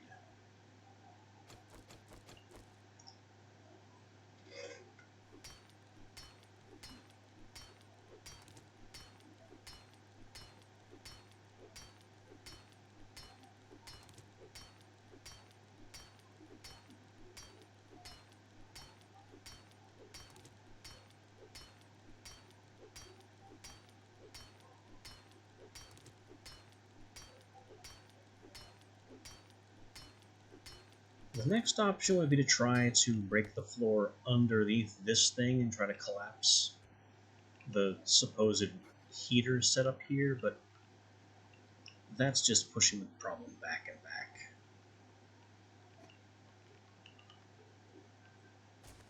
I'm also a little bit puzzled by this here, because it's not connected at the bottom. It's not connected at the back. Oh. It's technically touching the side corner of this, due to weird full block rules.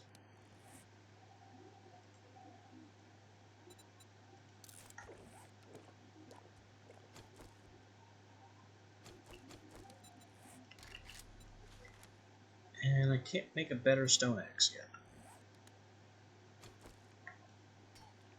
So here we are, knocking away with a 2.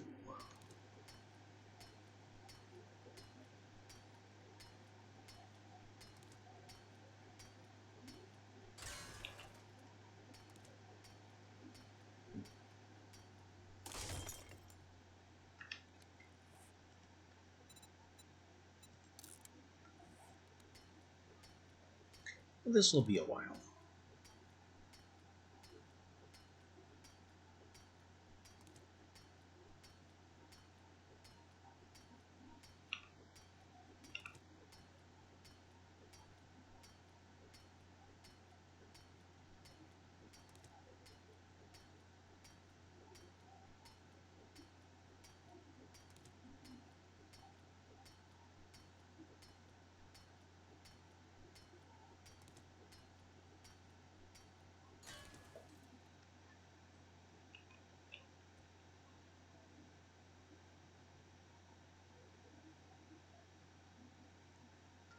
I think if I just take out these shelving units and leave the support pillars, then it will also collapse. Because the support pillars are on the sides and corners, and without this to connect them, then the rest of the shelving should collapse. The only way to make this easier would be to have a stick of TNT, which I don't think I can make. But that would solve the whole problem in a hurry.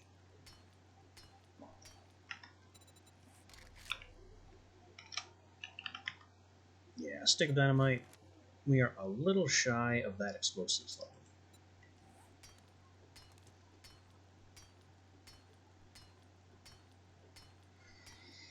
But if you ever want to get through a wall, dynamite is the way.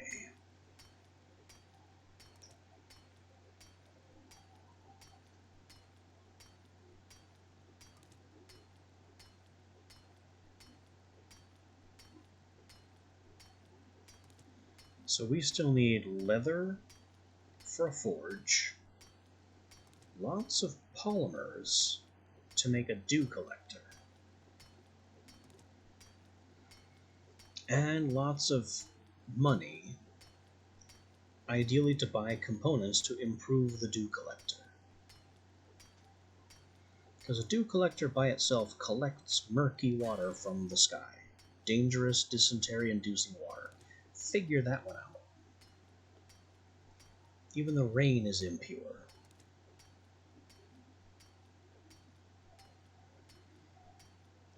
And then you have to cook the murky into boiled. But you can buy a purifier, if you can afford it. Or a filter, rather. And the water filter changes... It changes the dew collector to collect boiled water. Safe to drink, clean water.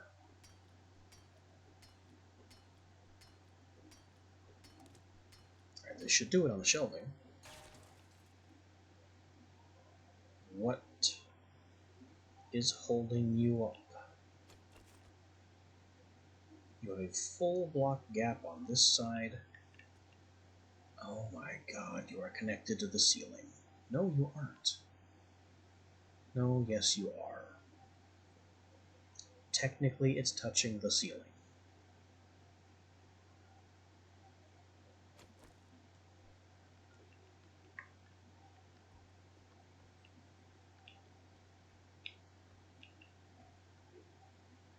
All I want is for this shelf to go away.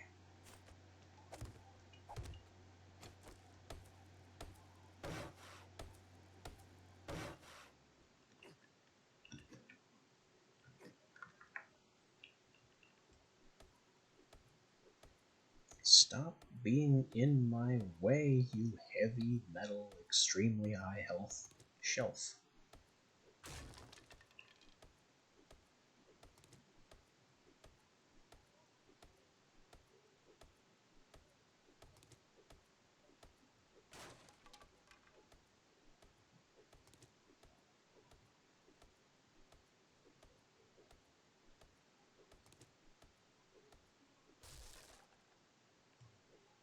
Last one's gotta go too. And I can't reach it.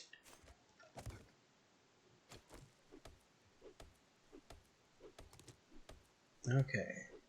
Will you fall now?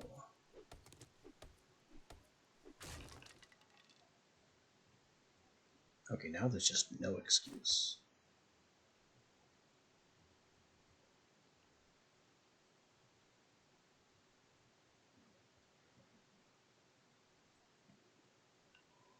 It's not connected to this wall. It's not connected to this corner piece. It couldn't be.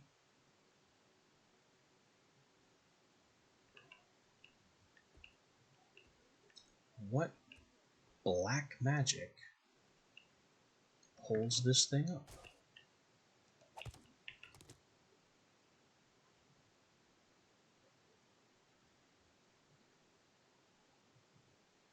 Oh, the fact that the lower shelving is technically on the floor.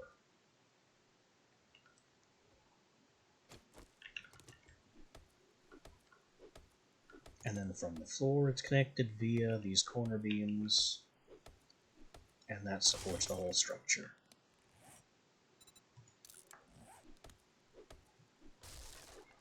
I never thought this would be such an undertaking to destroy this one. I thought this was a single shelving object with 1,000 health, and I'd smash just that one panel of it and the whole thing would break. But no, here we are several game hours later, still trying to break around it. So it finally does that.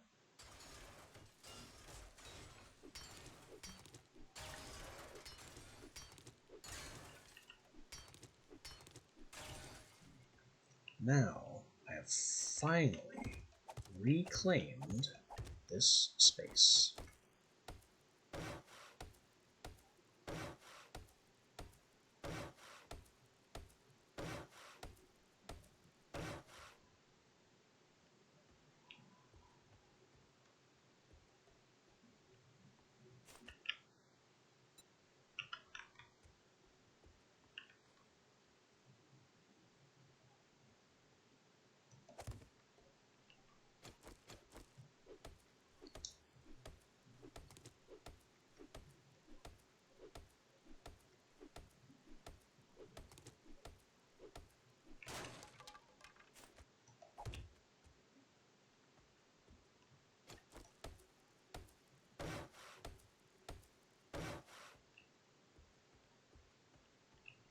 With stairs on both sides. A functioning hatch that technically goes nowhere, but whatever. We take what victories we can.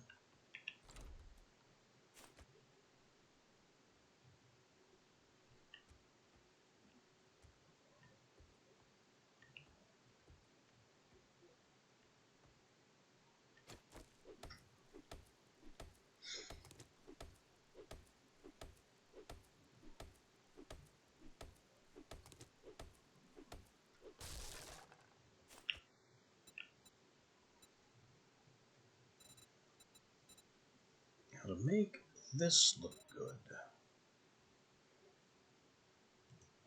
I could use the stair-filled block turned sideways. That's a little chunky for me, though.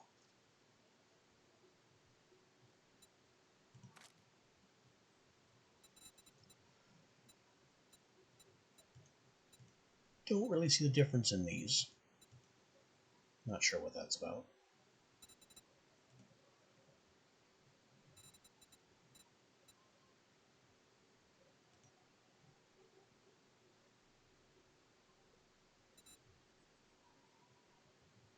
I think I want is kind of like that.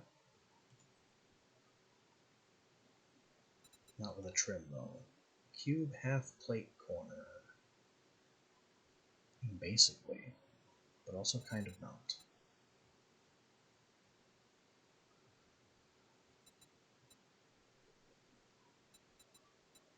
Where is it?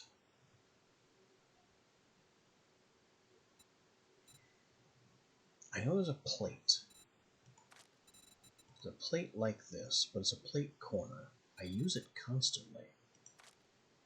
It's definitely not a stair. That's just silly to even suggest.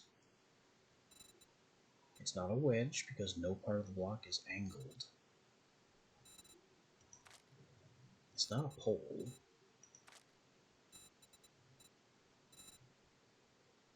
It's not destruction. It shouldn't be Deco.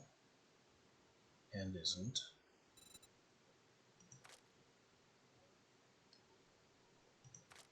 Is it a window?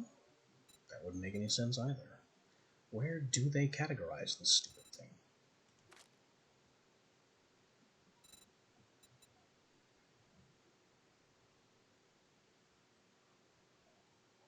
It doesn't look like trim either.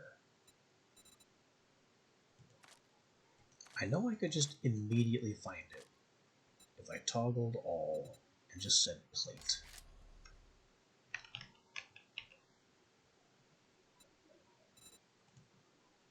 There it is, plate corner.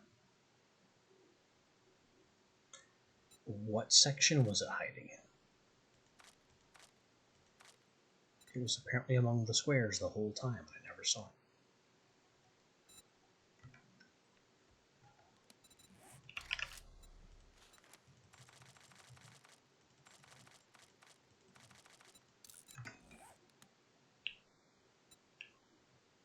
And I messed it up. Anyway, plate corner, advanced rotation.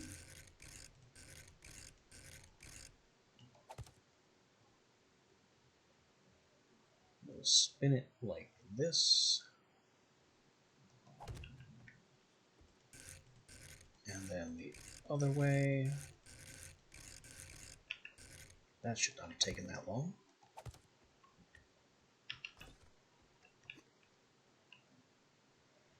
And then I can do whatever I want with the top.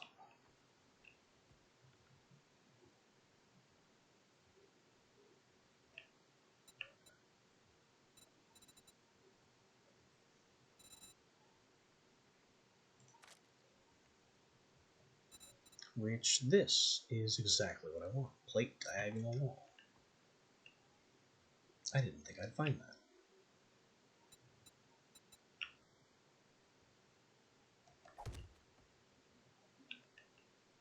Plate diagonal wall left. Plate diagonal wall. Oh, that was right. This one's left. It's exactly the shape I was looking for.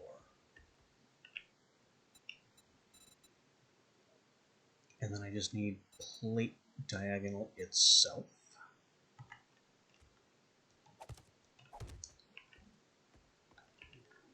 And bravo. We have a believable doorway. All I have to do now is fill in the rest.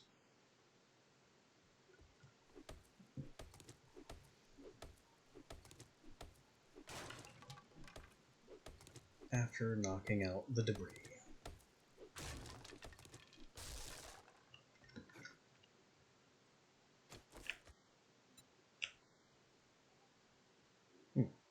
Not the shape I wanted. I think this is... Yes, because these roofs are technically a tessellation of two different shapes. They're a double wedge and also a thick partial wedge, depending on whether it's even or odd block. Which is a weird way to do it to get this exact shape, but, you know, if that's how they want to do it.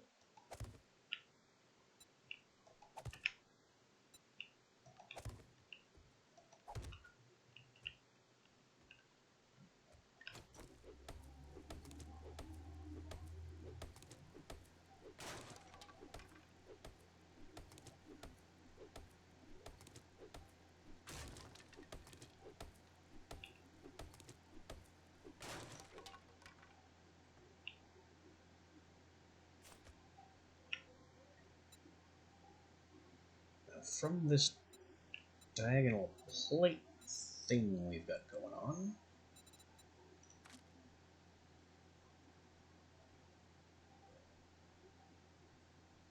know there's also, yes, plate corner.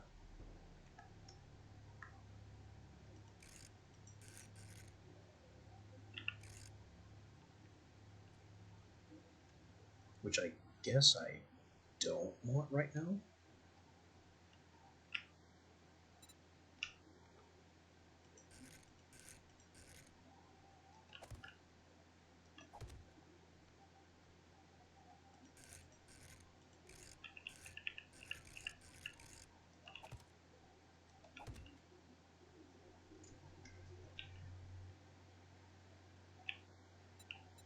And we'll get the regular plate, not centered.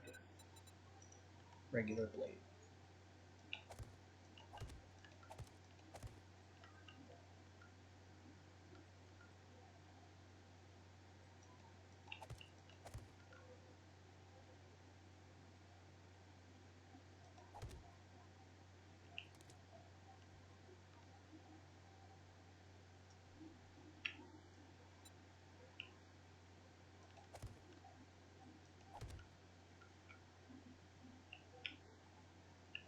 Oh, I'm out of frames.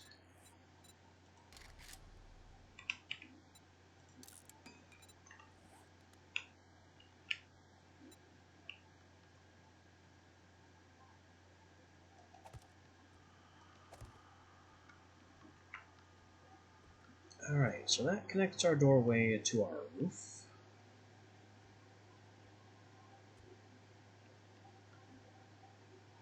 Now I just need to plug these little holes without doing anything unsightly.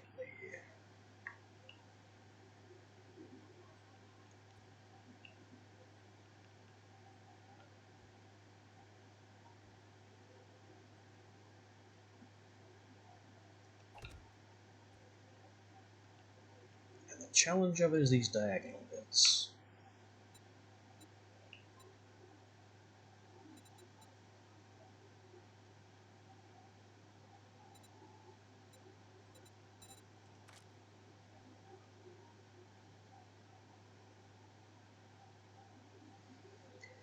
I don't think there is a flat plate piece where this vertical bit is cut diagonally. We don't have these incline plates, but they don't fit quite where they need to. It's a little bit imperfect.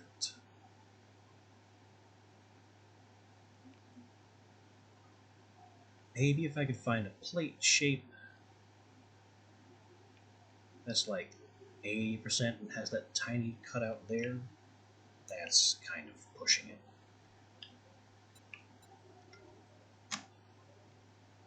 I mean, this shape, plate wedge 60, but upside down.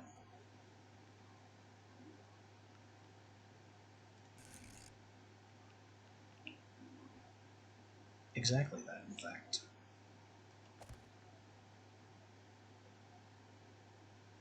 This, though, this will be a problem, because I need the plate wedge 60.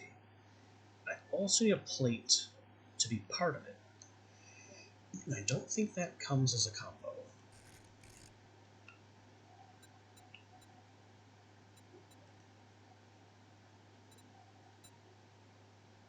Plate wedge 60 filler wall. Not quite. Close, but not quite.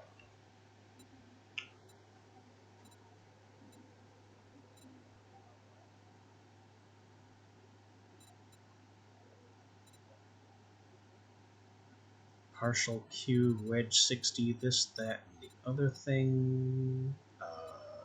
That's it, isn't it?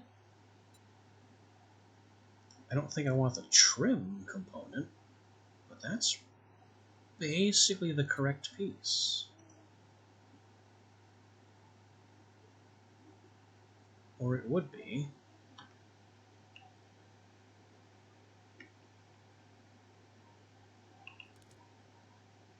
It would be if the top was flat.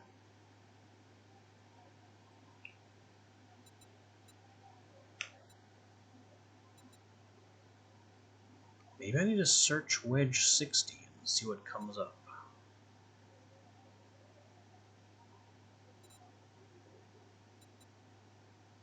Because that's really close.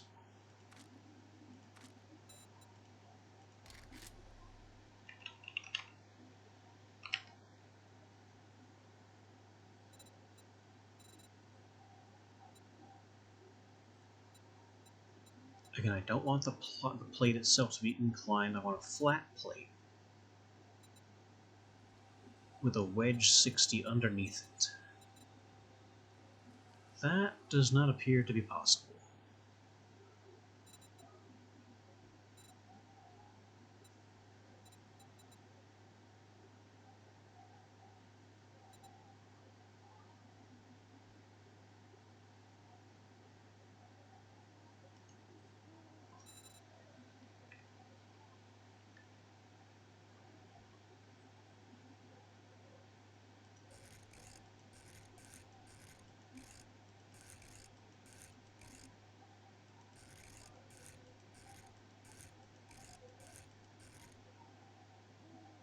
It really would be the right shape for this corner spot.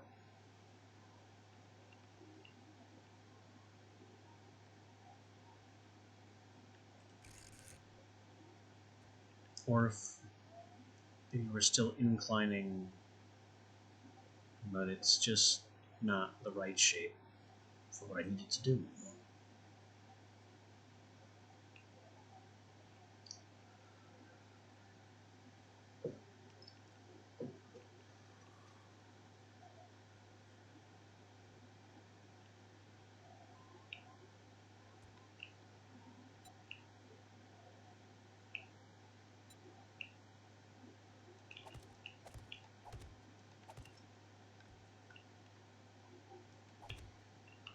I guess what we're doing instead is half blocks.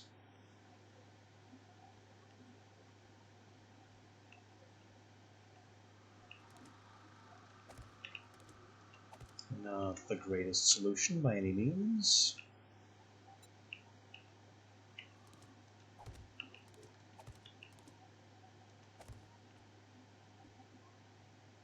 But it's a little bit more fitting.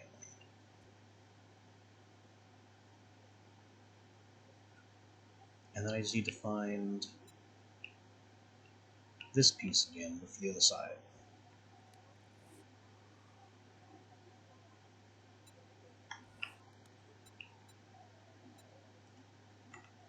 There it is.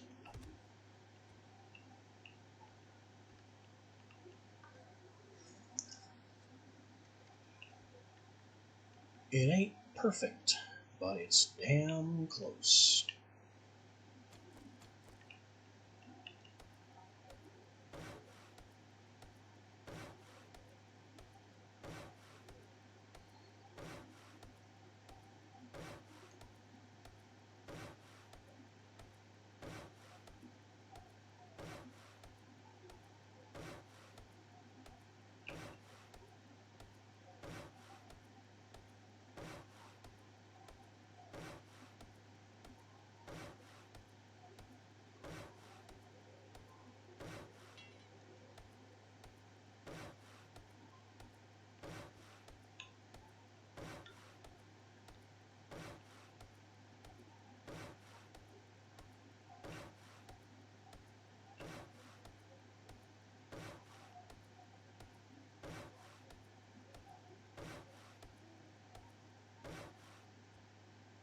Now we have our entrance. Nice and comfortably doored up.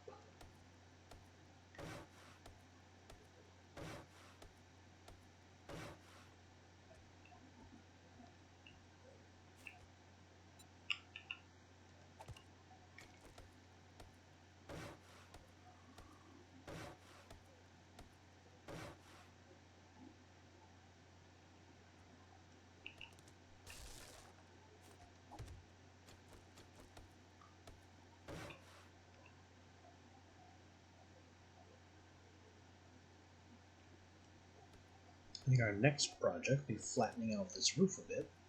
So I have somewhere to actually place dew collectors, which are big. They're like 3 by 3.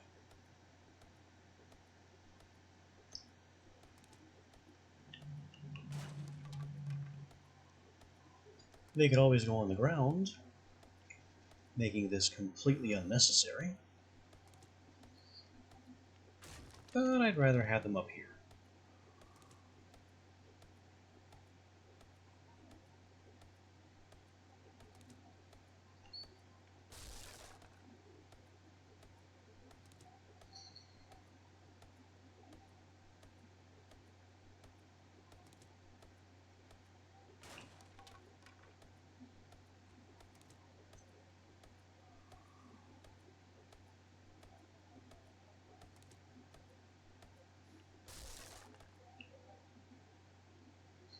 The whole leveling this out will also include removing these wedge blocks and replacing them with something flatter.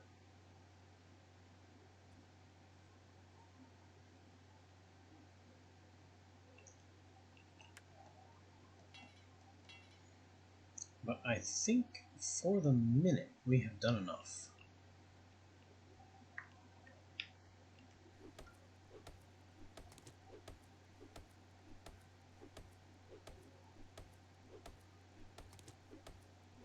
Oh, there is one other concern.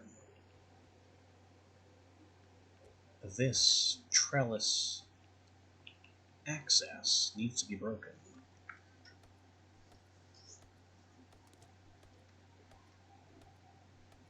Because without taking this out, zombies can just climb right up this intended path and get to us just fine.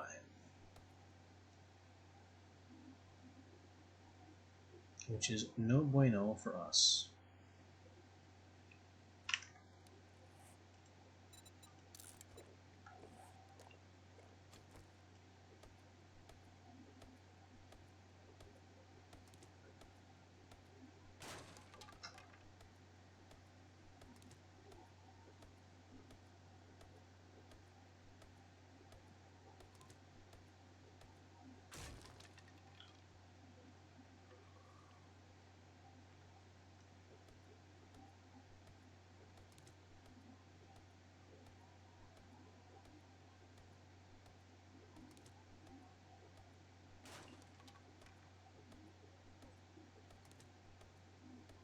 There's also the small concern of the doorways, but really, if zombies get into the house itself, it's not a problem. They can't reach us.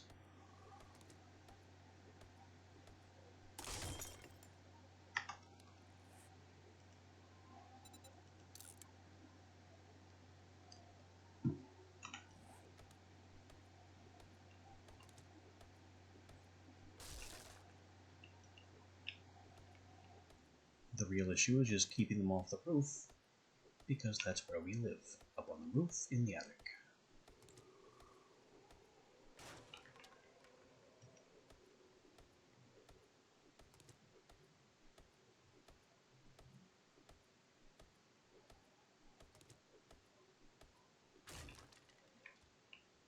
And there we go. Main route in destroyed.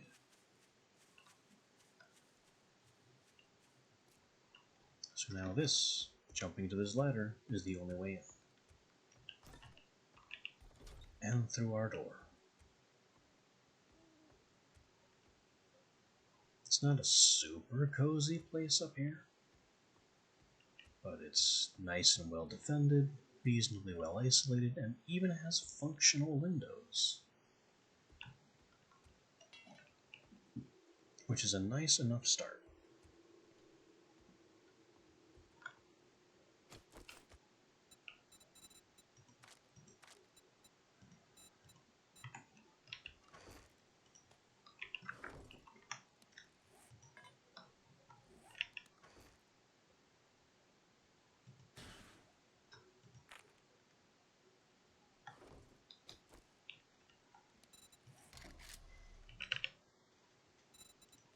What's keeping me from making my pipe shotgun 5s? Glue. We have just enough for one. No, we don't. We're one short for one. Oh well. Still, this is pretty good for the beginning of day 3, and I think this is where we will call it.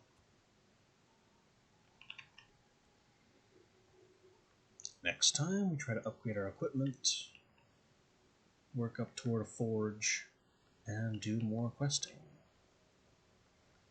Until then, well, until then, see you next time.